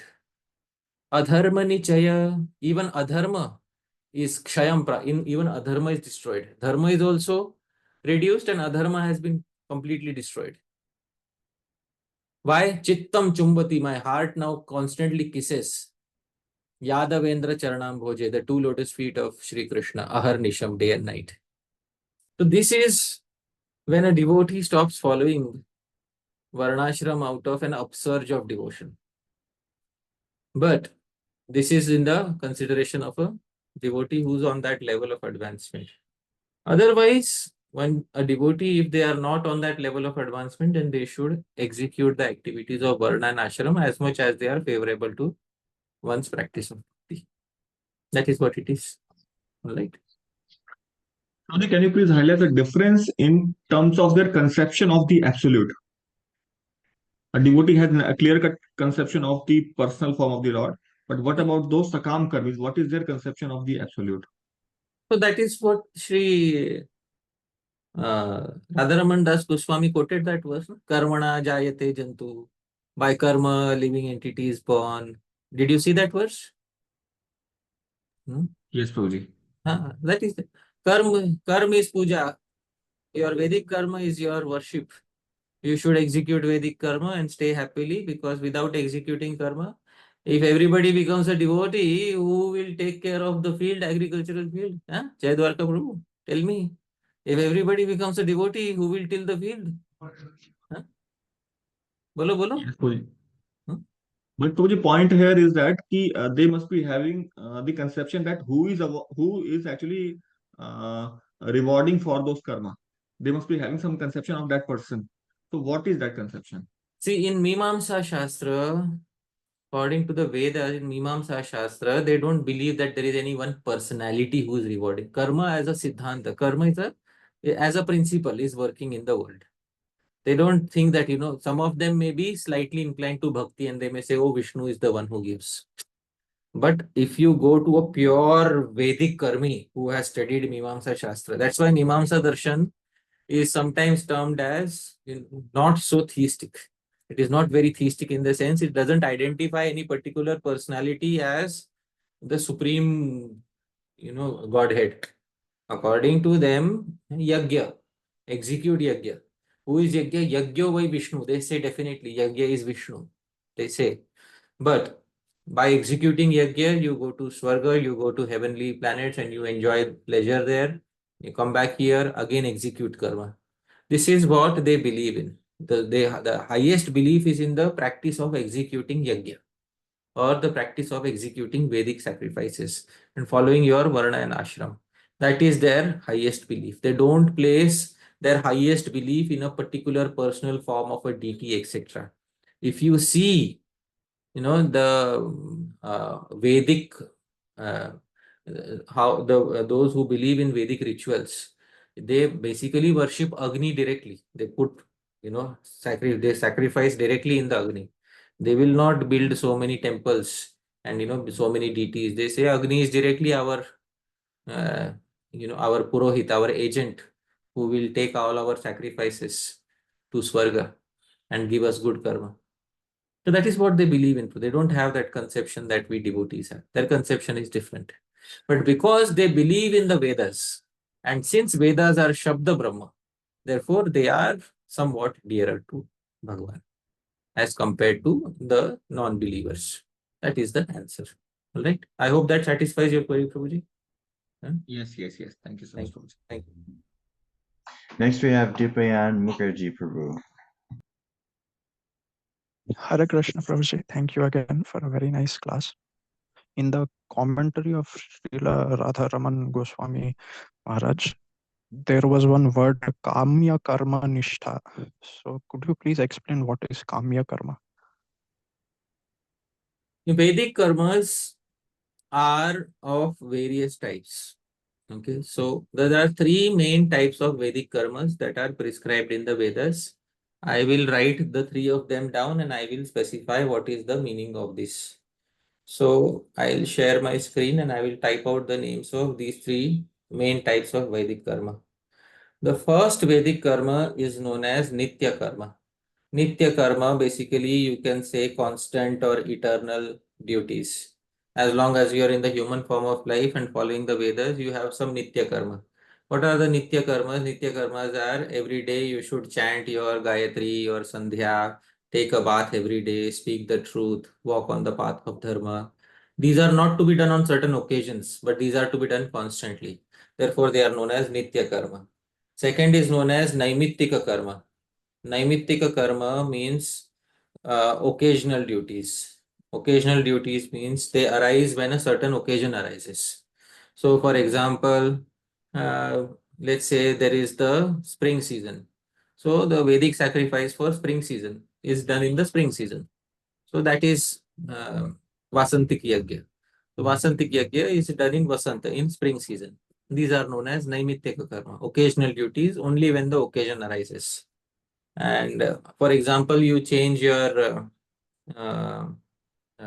sacred thread. You don't do that every day. You only do that on certain occasions. So these are known as Naimittika karma. Third are known as Kamya karma. Kamya karma means your duties which you perform out of desires. So you have some desires. Somebody wants to get wealth. For that he executes a yajna. Somebody wants to get a son or a daughter, he executes a yajna.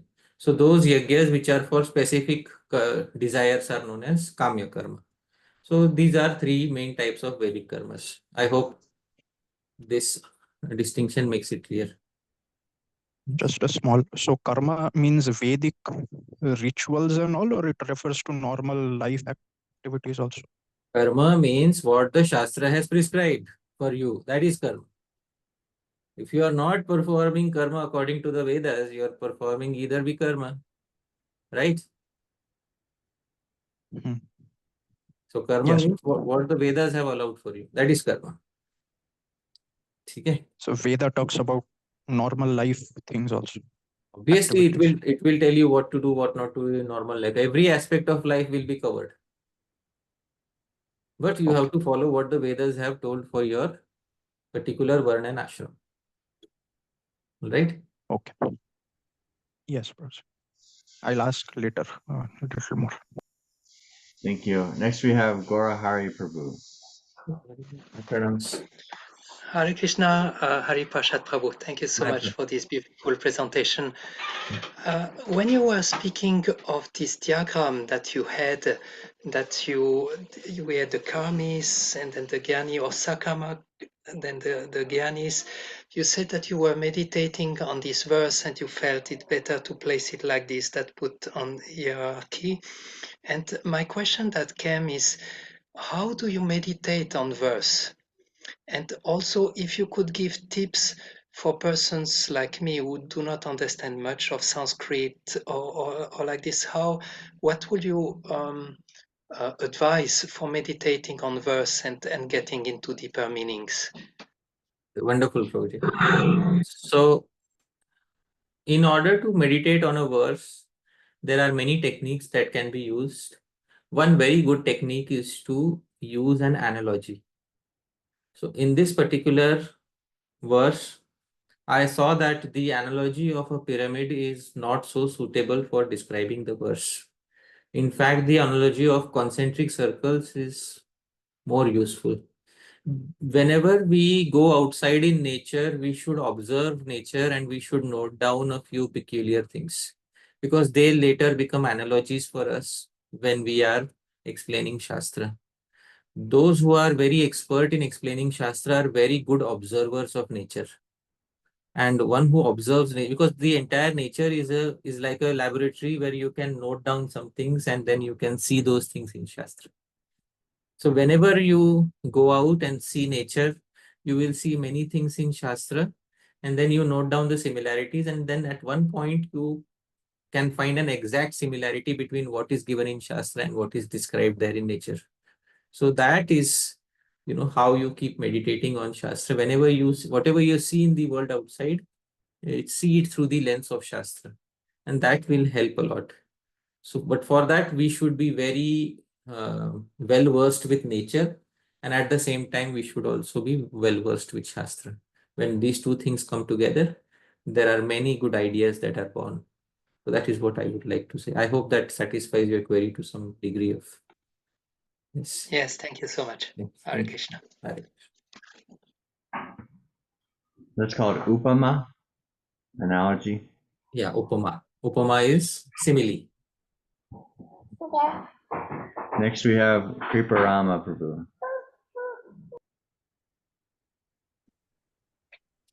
Dandavad Hari Prasad Prabhu and all the Vaishnavas. The first part of this 10th verse is similar to the Bhagavad Gita 6.48. Lord Krishna said that yogi is greater than the ascetic, greater than the jnani, and greater than the karmi.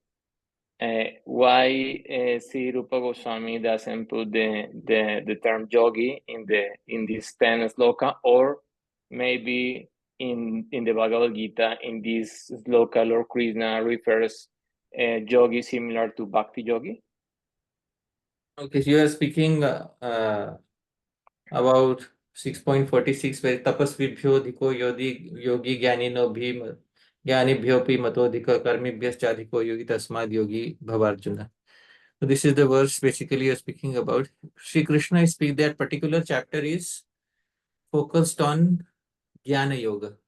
So I will share that particular Dhyana Yoga. I'm sorry, it is focused on Dhyana Yoga.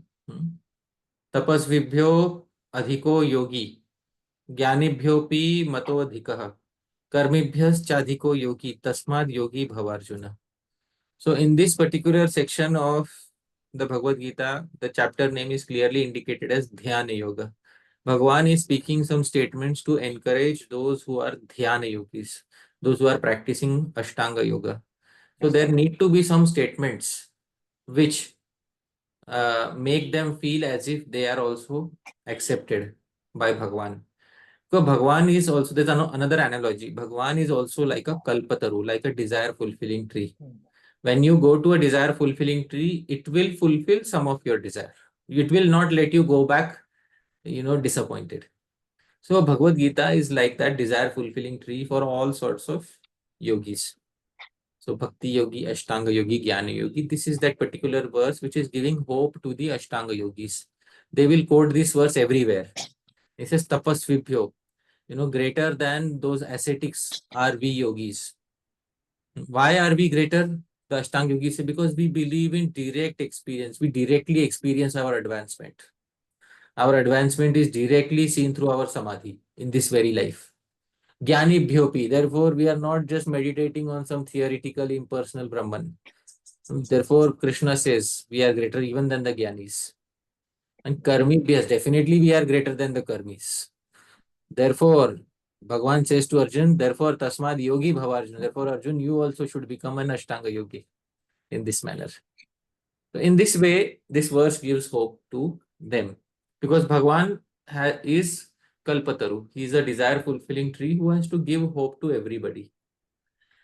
Question arises, this is Bhagavan giving happiness to everyone. But what about we giving happiness to Bhagavan? That is where Bhakti Yoga starts. From when we put Bhagavan before ourselves, that is when Bhakti Yoga starts. So we agree with all this, yes, this, Ashtanga Yogi is greater, this is all greater because this is from the point of view of the sadhaka. But we want to see from the point of view of Bhagavan. From the point of view of Bhagavan, what does Bhagavan like? So therefore, in the very end, Bhagavan reveals his mind and then he says, Man manabhav mad bhakto madhyaji mam. Mam eveshyasi satyam te. Or not even that. To whom did Bhagavan speak the Bhagavad Gita? Did Bhagavan speak the Bhagavad Gita to an Ashtanga yogi, to a Karma yogi, to a Jnana yogi, or to his devotee and friend? To whom did Bhagavan speak the Bhagavad Gita? To his devotee and friend. Obviously. Bhakto si me sakha cheti. Bhakto si me, you're my devotee. Hell, Bhishma is also devotee. No. Sakhacha, you're also my friend. Bhishma is not a friend.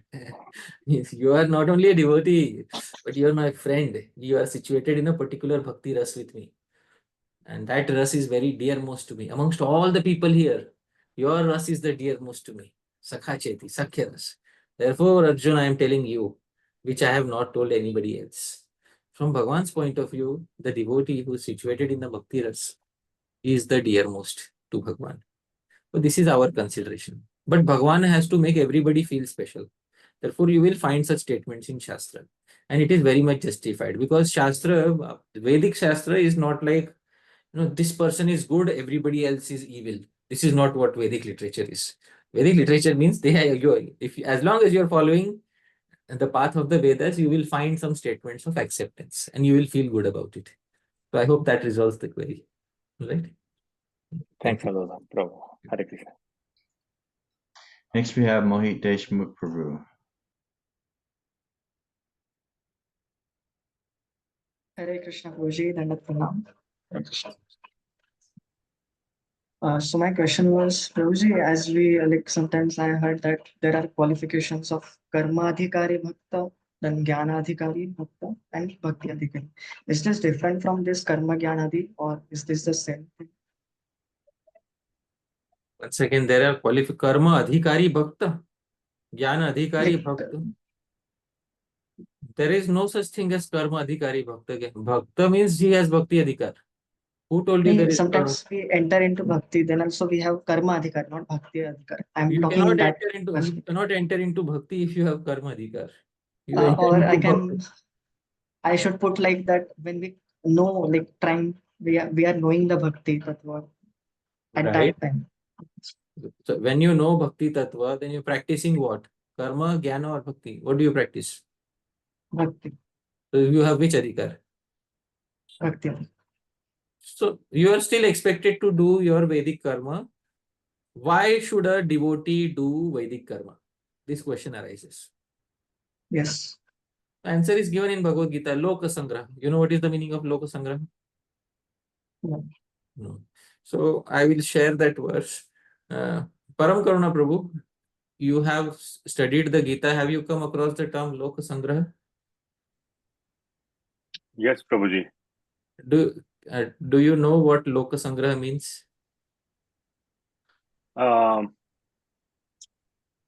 Knowledge that is sort of collective knowledge of the people. That's what I recall. Okay, so this is in Bhagavad Gita 3.20. Yes, what you have said is correct to some degree. I will say what is loka-saṅgraha here. Karmanaiva hi samsiddhim asthita janakadayah loka-saṅgraham evapi sampashyan kartum arhasi. Bhagavan is quoting the example of Maharaj Janak. Maharaj Janak, karmanaiva hi samsiddhim, by his expertise in varnashram karma, asthita janakadaya, Janak etc. attained perfection through that. But Janak Maharaj clearly became, detached from his kingdom etc. But still Janak Maharaj continued to execute his karma. Why? Loka-saṅgraham, to protect your family traditions. That is what is called as loka-saṅgraha. Because if you are eligible for bhakti yoga, wonderful, no doubt. But your next generation, are they automatically eligible because you are eligible, Mohit Prabhu? No, Prabhu. No. So what will they be taught? karma sangram, like whatever we have protected, whatever you have like gained from sanskars we have given to our Mm. family. for thousands of years, your ancestors have maintained some samskars, na? Huh? Yes. Who taught you every day you should take a bath? Father, mother, like parents. Parents. And who taught them? Their parents. Their parents. And one day Mohit Prabhu says, Snanam, Lanam, Abhut, Kriyana, Chakriyan. My bath has become dirty, and so next generation I will not teach anything. So what will happen to the next generation? They will become deviated from the actual path if they don't have bhakti adhikar, that adhikar. Yes. That most likely they may not have, right? Yes. So if that is the case, then your family lineage should get destroyed because of your actions, or should it remain preserved? It should be remain preserved. Yeah. So then, even though you may be situated in high levels of bhakti, still you are expected to perform your Vedic karma only for the sake of loka-saṅgraha. That is the reason why you are supposed to perform your Vedic karma. Right? Otherwise, next generation will stop taking a bath, and that will not be good for the family. All right? So, I hope that makes it clear. Okay? Krishna. Hare Krishna. Hare Krishna. Next, we have Ananga Mohan Prabhu.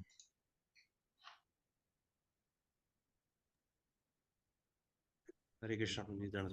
Thanks a lot for such a wonderful class again. Prabhuji, my question is, we are talking about the Gyanis who are dear to Krishna. It is generally the Gyanis are the Brahmavadis. But after the appearance of Lord Shankaracharya, currently the practice of the Gyan Marg is highly influenced by the Mayavad philosophy. So what is the fate of those who are following that Gyan Marg in the following of Sri Shankaracharya? In Sri Shankaracharya's Sampradaya, there have been two branches. Now, branches doesn't mean two official branches. There have been two lines of thought. One line of thought is heavily influenced by the impersonal aspect of the Sampradaya. But one line of thought is influenced by Bhakti. So that line of thought which is influenced by Bhakti, it consists of various devotees such as Sridhar Swami, etc. And I remember where I read this. I will try to find out where it is. So, yeah. So, in Tattva Sandarbha, there is a commentary about from, I think, Radha Goswami. And he has specified in his commentary that Advaitavadis are of two types. And what are the two types? The two types are basically those who are bhakti, those who have bhakti, and those who don't have bhakti. So I'll try to find that praman. It's not so easy to get access to that. Either it was Radha Goswami or Gaur Kishore Goswami, but he specified about Sridhar Swami. But Sridhar Swami belongs to that thought process even amongst Advaitavadis who consider bhakti to be their bhakti to be a valid process, and bhakti to be one of the valid means to achieve the absolute truth. So, and Sridhar Swami considered bhakti to be the supreme also, even above Gyan. So there are some in Sri Adi Sankaracarya Sampradaya who end up having that particular realization. So depending on what realization a particular person has, it's not that just because somebody has taken formally to a particular sampradaya means that now they are completely fixed in the ideas of those sampradaya. Previously, it was very people used to have flexibility of thought. Flexibility of thought means somebody may be from a particular sampradaya, but they can also entertain ideas from other sampradayas. So the Advaitvadis often would have ideas which are related to the practice of bhakti. In Tattva Sandarbha, these two branches are mentioned. I will try to find But if I'm able to find, I will, I will show in this particular talk itself. All right. Okay. But Prabhuji, who are taking the bhakti as a process in their individual life, but if the persons who are following the Shankaracharya's impersonal theory, whether they are in sense they are dear to Lord. Those who are following the impersonalist philosophy of Sri Adi Sankaracarya, there is nothing incorrect in being a Brahmavadi. Nothing incorrect. What is incorrect is when you start considering Bhagwan's form to be made of Maya. That is when, that is what is considered to be antagonistic to Bhakti. The Brahmavadi, although we don't even, Gaudiya Vaishnavas don't encourage Brahmavad also, because we clearly encourage worshipping a personal form of Bhagwan. But as such, in Brahmavad, there is nothing negative against Bhagwan's form. But in Mayavad, there is negativity against Bhagwan's form. And it is rooted in the teachings of Mayavad. So that is what makes the entire difference between Brahmavad and Mayavad. Sri Shukdev Goswami was Brahmavadi or Mayavadi? Who was he? Brahmavadi. Did he consider Bhagwan's form to be illusory and made out of Maya? No. Right, so like this. And then a Mayavadi, he thinks Bhagwan's this so form, Krishna and Ram, they were actually made out of Sattva Guna, mode of goodness. Brahma, covered in the mode of goodness, is Krishna and Ram. This is basically Mayavad. Then it degrades to another level. If Brahma can come as Krishna and Ram, then Brahma can also come as myself. Right? So why not, say that you are Narayan and I am Narayan? And I'm going to, are you Narayan? No. No. You are a modification of Brahman. No. No? So then who are you, Prabhu? Tatastha Shakti of Lord. Oh, wonderful. So now, this is the difference. Therefore, you see in India, there are many people proclaiming to be Bhagwan. Why? Because Bhagwan is just some Brahma who takes on a Sattva Tanu. He takes a body in the mode of goodness. So, all right. Thank you, Prabhuji. I have a question, Prabhuji. This understanding of the verse Samoham Sarvabhuteshu, Krishna is equal to everyone. This understanding that Krishna is just like fire, he will just neutrally reciprocate whatever you bring to him. It's nice, but is there any higher understanding of that verse? Yes, there is a higher understanding. Sri Vishwanath Chakravarti Thakur gives a higher understanding than that. But that was not useful for today's class, so I did not bring that up. The portion which was useful for today's class, I brought it up. But that which was not immediately useful for today's class, I didn't bring. Actually, fire is neutral, because if you are in proximity to fire, you become warm, and if you are far away from fire, you start shivering in cold. Srila Vishwanath Chakravarti Thakur says this analogy is good, but it, like all analogies, it is partially applicable. It is not fully applicable to Bhagwan. Which means Bhagwan is not exactly like Agni. Partially he is like Agni. So how is Bhagwan not like Agni, if the question is asked?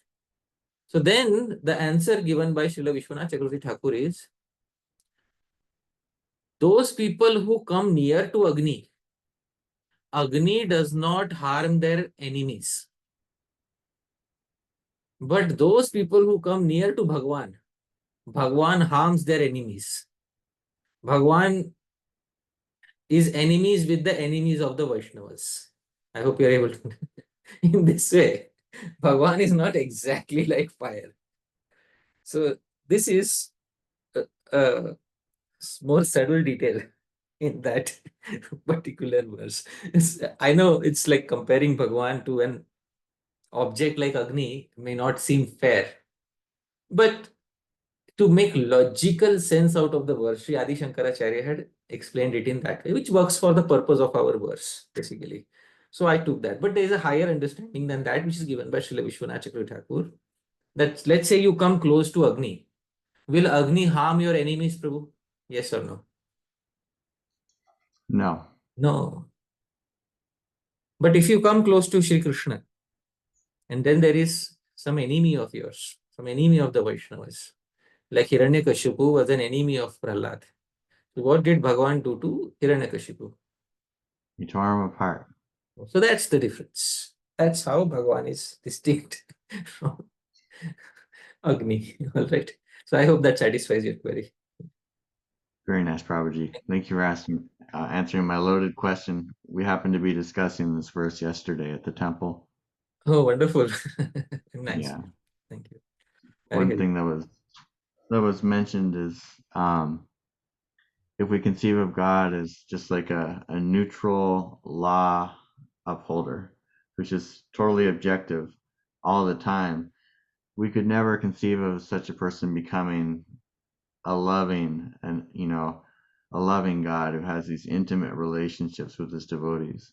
Right. But if you conceived of an all-loving God who has leelas and all this, you can conceive of that God taking the role of a very neutral rule keeper. Yes. So this is the beauty of the conception of Bhagavan as specified in Gaudiya Vaishnavism. He contains all opposite characteristics within himself. So he's neutral, yet he's biased, and there's nothing wrong about having both things in one container. That is his quality. So that is the harmonizer of all opposites. That's what he is. Right? And just one last thing. Yeah. There was a really nice comparison last night, because when Krishna is talking about the material world, he says, the whole world is in me, but I am not in the world. However, when he's talking about his devotee, he says, they are in me and I am also in them. Yes, Prabhuji. that's a clear. When he speaks of the material world, so the entire material world is within me, but I am untouched by it. I am not within it. But when he speaks of the devotee, he says, I am within the devotee and the devotee is within my heart. So I am within the heart of the devotee and the devotee is within my heart. So this is his nature. And I don't think such a conception of Godhead is to be found anywhere else on this particular planet. The sweetness that the Gaudiya Vaishnava philosophy brings along with it. Thank you, Prabhu, for kindling that discussion. Thank you so much, Prabhuji. Next we have Arvind Kumar Prabhu. Hare Krishna. My pranams. Yes. Hare Krishna Pranam Prabhuji. Yeah. Thank you for the wonderful class. So my question is, how can one individual find out about his varna in this day and age where we don't have the society based on varna and ashram? How can a person find out? actually varna and ashram are not found out what is my varna. You are born in a particular varna. That's what it is. So traditionally, people don't seek out their varna. Traditionally, you are born in a particular varna. And then your parents and your gurus put you in a respective ashram. That's all. That is what it is. So this, it's like, it's not the journey of self-discovery, ashram discovery. It's not like that. You're born in a particular varna and you're born in a particular ashram. Of course, nowadays we have concept of Daivi Varnashram, but that concept is very difficult to implement. Very difficult to implement in today's day and age. Why is Daivi Varnashram very difficult to implement in today's day and age? It's not my words. These are the words of Srila Bhaktivinode Thakura Mahashay. He has. Do you read Hindi, Prabhuji? Yes, Prabhuji. You read Hindi. Wonderful. So I will show you. This was Bhagavad Patrika. This was published by the Gaudiya Math. And in Bhagavad Patrika, they had specified some, anxieties that Srila Bhaktivinode Thakur had about implementing Varnashram Dharma in today's age. I am sharing my screen and I will show you what anxieties Bhaktivinode Thakur had about implementing Daivi Varnashram Dharma. This is in Hindi. I'll translate very quickly in English. The title says Varnashram Vyavastha Pratishthat Shri Bhaktivinode Thakur की उत्कट अभिलाषा होते हुए भी उनकी विघ्न शंकाएं और निराशा प्रकाशन. Although Bhaktivinode Thakur has a great desire to implement Varnashram Vyavastha, but the obstacles and the doubts and the disappointments that he has, they are being expressed by him. Srila Bhaktivinode Thakur says, Vipatti dono ho rahe. On both sides there are problems. If you take Varnashram by birth, if you take it by qualities. एक तरफ कुसंस्कार का धुन हमारे समाज को निस्सार. So by birth, our society is losing its qualities because all the bad samskaras are entering into Varnashram by birth. And below then he says, दूसरी तरफ दृष्टि डाली जाए, if we look at the other alternative, varna by quality, उधर भी बहुत सी विपत्तियां, there are many obstacles in that direction also. इसे यदि वर्णाश्रम व्यवस्था को त्याग कर नए सिरे से समाज का गठन किया जाए तो हम लोगों में से आर्यत्व विदा हो जाएगा.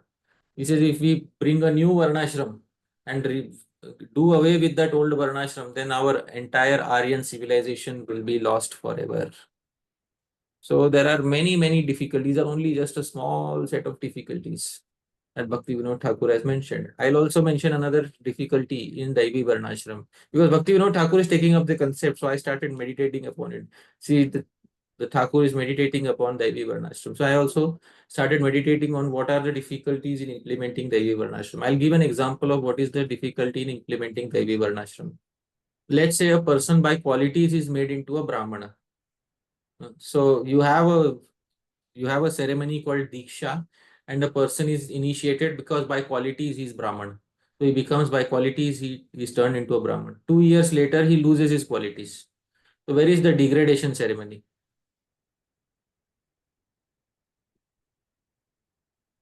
Is there a degradation ceremony for somebody who has lost his qualities? Yes, Prabhu? Arvind Kumar? No. No, there is no degradation ceremony for somebody who has lost his qualities. Then it becomes another version of Varnashram by birth.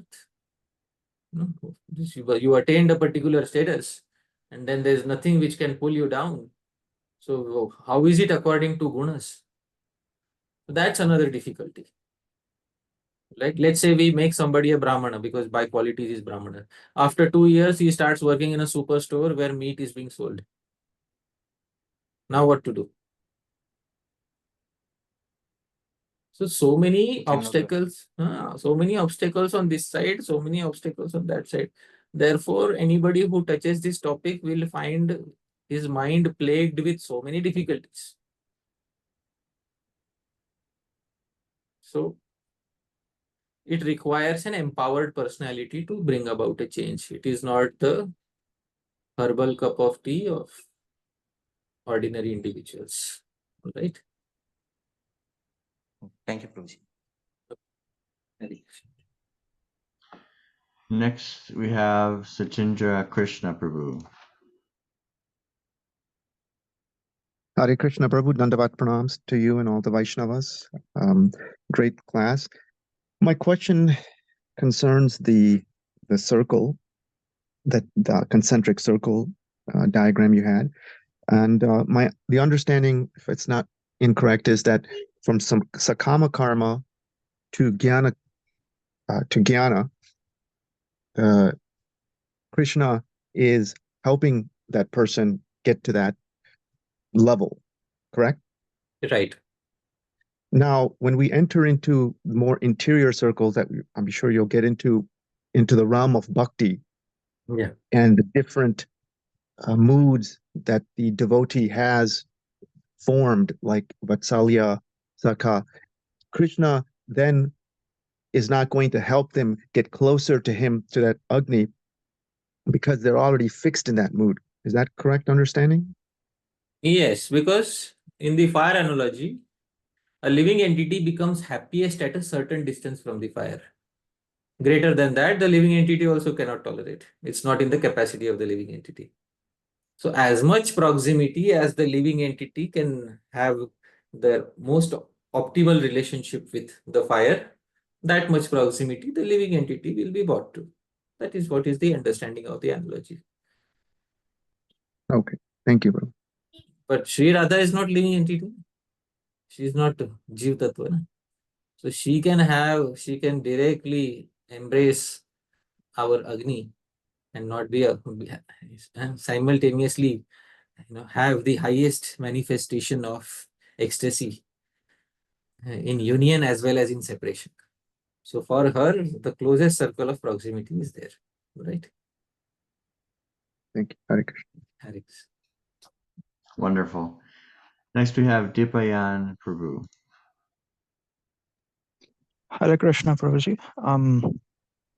I'm asking this because I'm not able to think anything else. But when Arjuna, he had got exiled, right, for 1 year. So then when he goes to Dwarka during that Prabhuji, journey, we're just taking questions related to today's class. Is it related to yes, today's yes, yes. This is related to today only. So Okay. he wants to marry Subhadra, and Krishna also helps him. This kind of a thing, is it kamya karma? Puji, what is the meaning of karma? That's why I had asked in the last previously. Is it only Vedic things or life activities also? Means rituals or life What activities also? Arjun had was a desire. What Arjun Yes. had was a desire. To fulfill that desire, does Veda have a karma in it to fulfill the desire for marriage? Does Veda have some karma in it? Vivaha ceremony. Yeah, wonderful. So that Vivaha is karma. Right? And Okay. that what Arjun had was his kamana, his desire. Of course, that was not a material desire because it was arranged by Bhagavan's own potency, because eternally in the spiritual world, it is Arjun who is married to Subhadra. Right? So what is there eternal in the spiritual world, that takes place here. But that is shown in a very organic way. It's not that Arjuna and Subhadra are born married to each other. It is shown in a humane way. Yes, of course. In the form of a human pastime.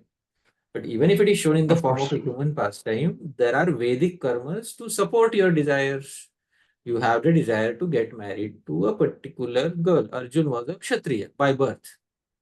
Subhadra, she is also from the same Kshatriya Varna by birth. Is a marriage legible or not legible between Kshatriya and Kshatriya? It is. It is. Do Vedas sanction and encourage such a marriage? Yes.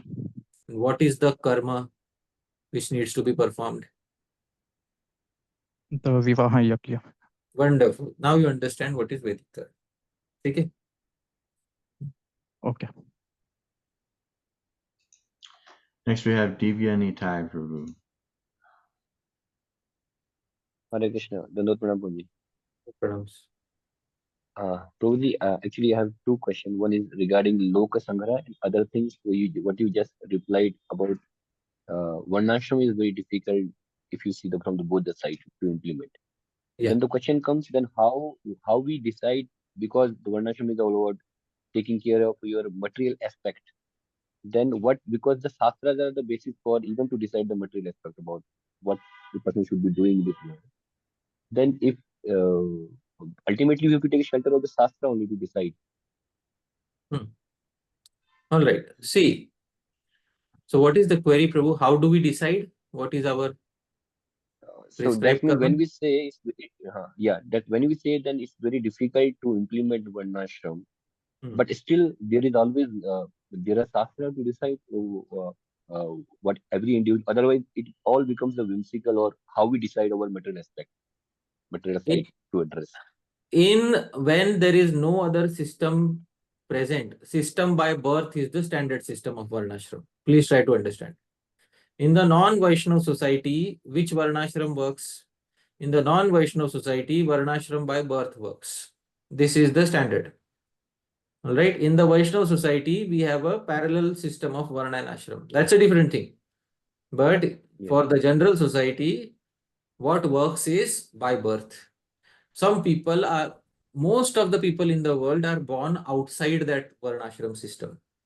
And most of the people, since they're born outside that system of varnashram, the only requirement for them is to follow their family customs. That is what is expected from them. So if let's say somebody is born outside varnashram, in a particular country where varnashram doesn't exist, what does Veda expect from them? What is expected from them is to follow their kula dharma, jati dharma, follow their family traditions, and nothing else. Nothing else is expected from them. All right? But once a person after some human birth enters into a family which is within varnashram, then your responsibility is higher. That is what it is. Because you're not going to stay within the same family lineage. After some births, you will progress. And then once you progress, then you enter into a family lineage which is having varna and ashram. Then the rules of varnashram become stricter for you. That's when you have to follow that. And now the Vaishnava varnashram system is a parallel system. It doesn't intend to harm the varnashram by birth system. It's a parallel system. And then this parallel system, you get your varna according to your qualities. And mainly only one varna is given, that is the Brahman varna. You don't make a Vaishnava Kshatriya, Vaishnava Vaishya or something like that. Mainly Hari Bhakti Vilas says Vipratvam is Brahman. So that is only parallel system only for a limited purpose. What is the limited purpose? To worship Bhagawan Vishnu. That is the limited purpose. So we need to have Brahminical initiation to worship Bhagawan Vishnu. So that is. Please go ahead. Then among devotees circle also, those are practicing devotees, we also see the effect of different modes in individual devotees and their psychophysical natures. That is also very clearly visible among devotees. Yeah. Not everybody is the same. Yeah. Modes may be different. Even a Brahmana can be in the mode of ignorance. Main thing is occupation. What is the occupation that they are performing? Let's say in a devotee society, you decide that we will have varna by quality and occupation. All right. So somebody is initiated as a Brahmana. So sometimes it may happen that they may come under the influence of tamoguna, rajoguna, etc. But their occupation should remain Brahminical. What is the occupation of a Brahmana? Yajan, yajan, patan, yajan, yajan. Studying, teaching, performing yajna for oneself, performing yajna for others, giving charity, accepting charity. These are the 6 activities, Shat Karma of Brahmana. Are they performing that? If they are not performing that, then they are not living up to the definition of Brahmana by quality. It's as simple as that. Right. Therefore, Bhaktivinode Thakura says it is difficult on this side also because there is no degradation ceremony once you have been upgraded. That's what I meditated upon. Let's say somebody becomes a devotee and is given Brahmin initiation. After 2 years, he falls into a financial difficulty and then he takes up a job in a superstore to support his family. So now is he having an occupation of a Brahmana?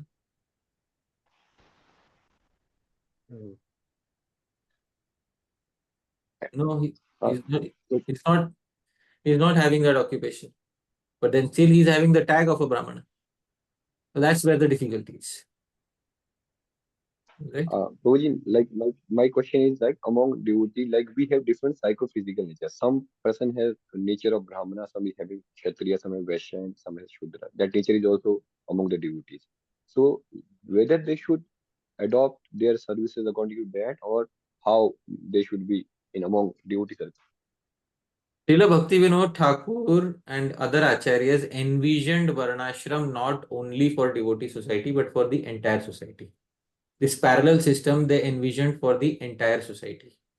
In this entire society, the rebuilding of the society should be through qualities and their nature and their occupation. That is what were the deciding factors. So it should not remain limited to devotee society only. In devotee society, if somebody is, let's say, having the mindset of business, then obviously they are suited for business. And they are suited for business, obviously in a Daivi Varnashram system, they should be in in that particular varna. But when they are in that particular varna, they will not be able to perform services of a brahmana. That is, that's one of the difficulties of the Varnashram. That's another difficulty. That person will not be able to perform the services of a brahmana. So all these things are very complicated at this point of time. Therefore, the easy way is whatever you are working, howsoever you are situated, practice Bhakti Yoga directly, offer all the activities and their results to Bhagavan. That is the easy way out at this point of time. As I said, it requires an empowered personality to change the entire society. It cannot happen by just by one person thinking, oh, now I will change the society. No, no. You have to have a personality who is empowered by Bhagavan. Bhagavan should tell the personality what to do, what not to do, and then they will be able to do it. Not otherwise. So, right now, what can be done? That I will tell you. Right now, wherever you are situated, sthane sthitah shrutigatam tanuvang manoge. Wherever you are situated, understand Srimad Bhagavatam, practice Bhakti Yoga, offer all your activities and results to Bhagavan. Even if your activities are not according to your varna and ashram, you are stuck in a particular occupation, offer the activity and the results to Bhagavan. And aham tvam sarva papebhyo. If there is any negative result, Bhagavan will protect you from that. Don't worry about it. All right? Okay, sir. Thank you. Thank you. Prabhuji. And Prabhuji, I have another question I asked later. Can we come back to you, Prabhuji? Yes. Next, we have Omkar Prabhu. Hare Krishna, Prabhu, Dandavat Pranam. Prabhuji, I had a question about the persons or the sadhakas who worship other devatas, considering them as Ishvara, for example, Shaiva or Shaktas. How would we place them in our terminology? As Karmi, as Jnani, or as, obviously not as Bhaktas, but how would we place them in this concentric circles? So basically, individuals who have Shraddha in other devatas, if they have Shraddha in Bhagavan Shiva, Bhagavan Rudra, obviously since Shiva is in many ways not different from Vishnu, so they are still having, that same aspect of bhakti that one has for Vishnu. But if there is other devatas, then which shastras are the impelling shastras for other devatas? So the shastras which are impelling other devatas, they fall in which category? They fall in the category of Triguna, three modes of nature, or Nirguna, beyond modes of nature. Which mode do they fall in? Triguna. So Traigunya, Vishaya, Veda. Veda. Nistraygunya Bhavarjuna. So as long as you are falling in that category of the Vedas where you are dealing directly with the three modes of nature, you are in a way worshipping the Devata to fulfill some karma, some ichha, sakam karma. And when you are doing that, basically, you are falling in the category of sakam karmi. Basically, that's all. The only difference is the Vedic sakam karmi worships Agni, Ashwini Kumar, whereas you are worshipping other devatas, from the Puranas. That's the difference. Right? Yes, sir. So some devotees of Lord Shiva, as we see, they are, you could say, on the platform of, you could say, Nirguna. So they basically are worshipping Lord Sadashiva. Wonderful. So they are in the inner circle. But those who are worshipping Bhagavan Shiva only for material benefits, they are as good as Sakam Karmis. Right? Yes. The distinction, what is the distinguishing factor between Karmi and Jnani? Sakam and Nishkam. Right? Yes. Full of desires and freed of desires. That's the basic distinguishing factor. The second main distinguishing... I think yes, even in Shaktas, I think their main purpose is to attain siddhis or to basically have different kind of powers, etc. That's what their Shastra is. They are all astic, they're all Vedic, and they're all good. Better than millions of people who are wayward hedonists in the world. They are much better in comparison to that because they have Shastra Shraddha. They're all respect worthy. And gradually they will come to the point when they will have nishtha in Brahma, Paramatma or Bhagavan. That is it. Right? Yes, sir. Thank you. Next we have Deepa and Prabhu.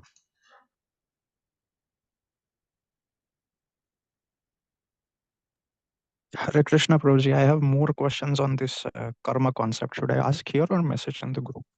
I think since it's not, I mean, it's indirect. Okay. So maybe, in the group, so I'll also be able to specify the exact references. I think that will be good. Yes, right? Yes, bro. Next we have Divyani Prabhu. Hare Krishna. Prabhuji, my another question is regarding the loka-saṅgraha answer you gave. For the loka-saṅgraha devotee, they perform their activities in this world so that the next generation is guided properly. Then the devotees or even they are asked about this particular. Then why the Goswamis and Chaitanya Mahaprabhu directly they left their all loka-saṅgraha duties and directly adopted the path of renunciate? Whether they were not concerned about the next generation, then how do we answer this? Chaitanya Mahaprabhu never asked all the Goswamis to immediately leave. Sri Radharaman Das Goswami was told to stay at home. Sri Gopal Bhatt Goswami, I think Gopal Bhatt or Raghunath Bhatt Goswami was told to take care of parents until parents pass away and then only go to Vrindavan. So Chaitanya Mahaprabhu did not encourage irresponsible giving up of loka-saṅgraha. Like Chaitanya Mahaprabhu himself left young wife and mother. That's a difference between Bhagawan, right? Bhagawan has some inner desires and to fulfill it, he does something. Obviously. And, it's not that a devotee who's fully surrendered to Shri Krishna, they can give up their loka-saṅgraha without fear of anything. Even if you see Chaitanya Mahaprabhu as a devotee, he is fully surrendered to Bhagavan. And for such a devotee, there is no restriction of loka-saṅgraha. But devotees who still have some material desires remaining, for them loka-saṅgraha is essential. That's very important to understand. Okay, thank you. All right, well, that is all of our questions. So thank you so much, Prabhuji, for this wonderful class. It's so wonderful to get into these last third verses that a lot of times are neglected and fully understand beginning to end Upadeshamritam. I feel so fortunate to be studying with you and all the wonderful Vaishnavas here.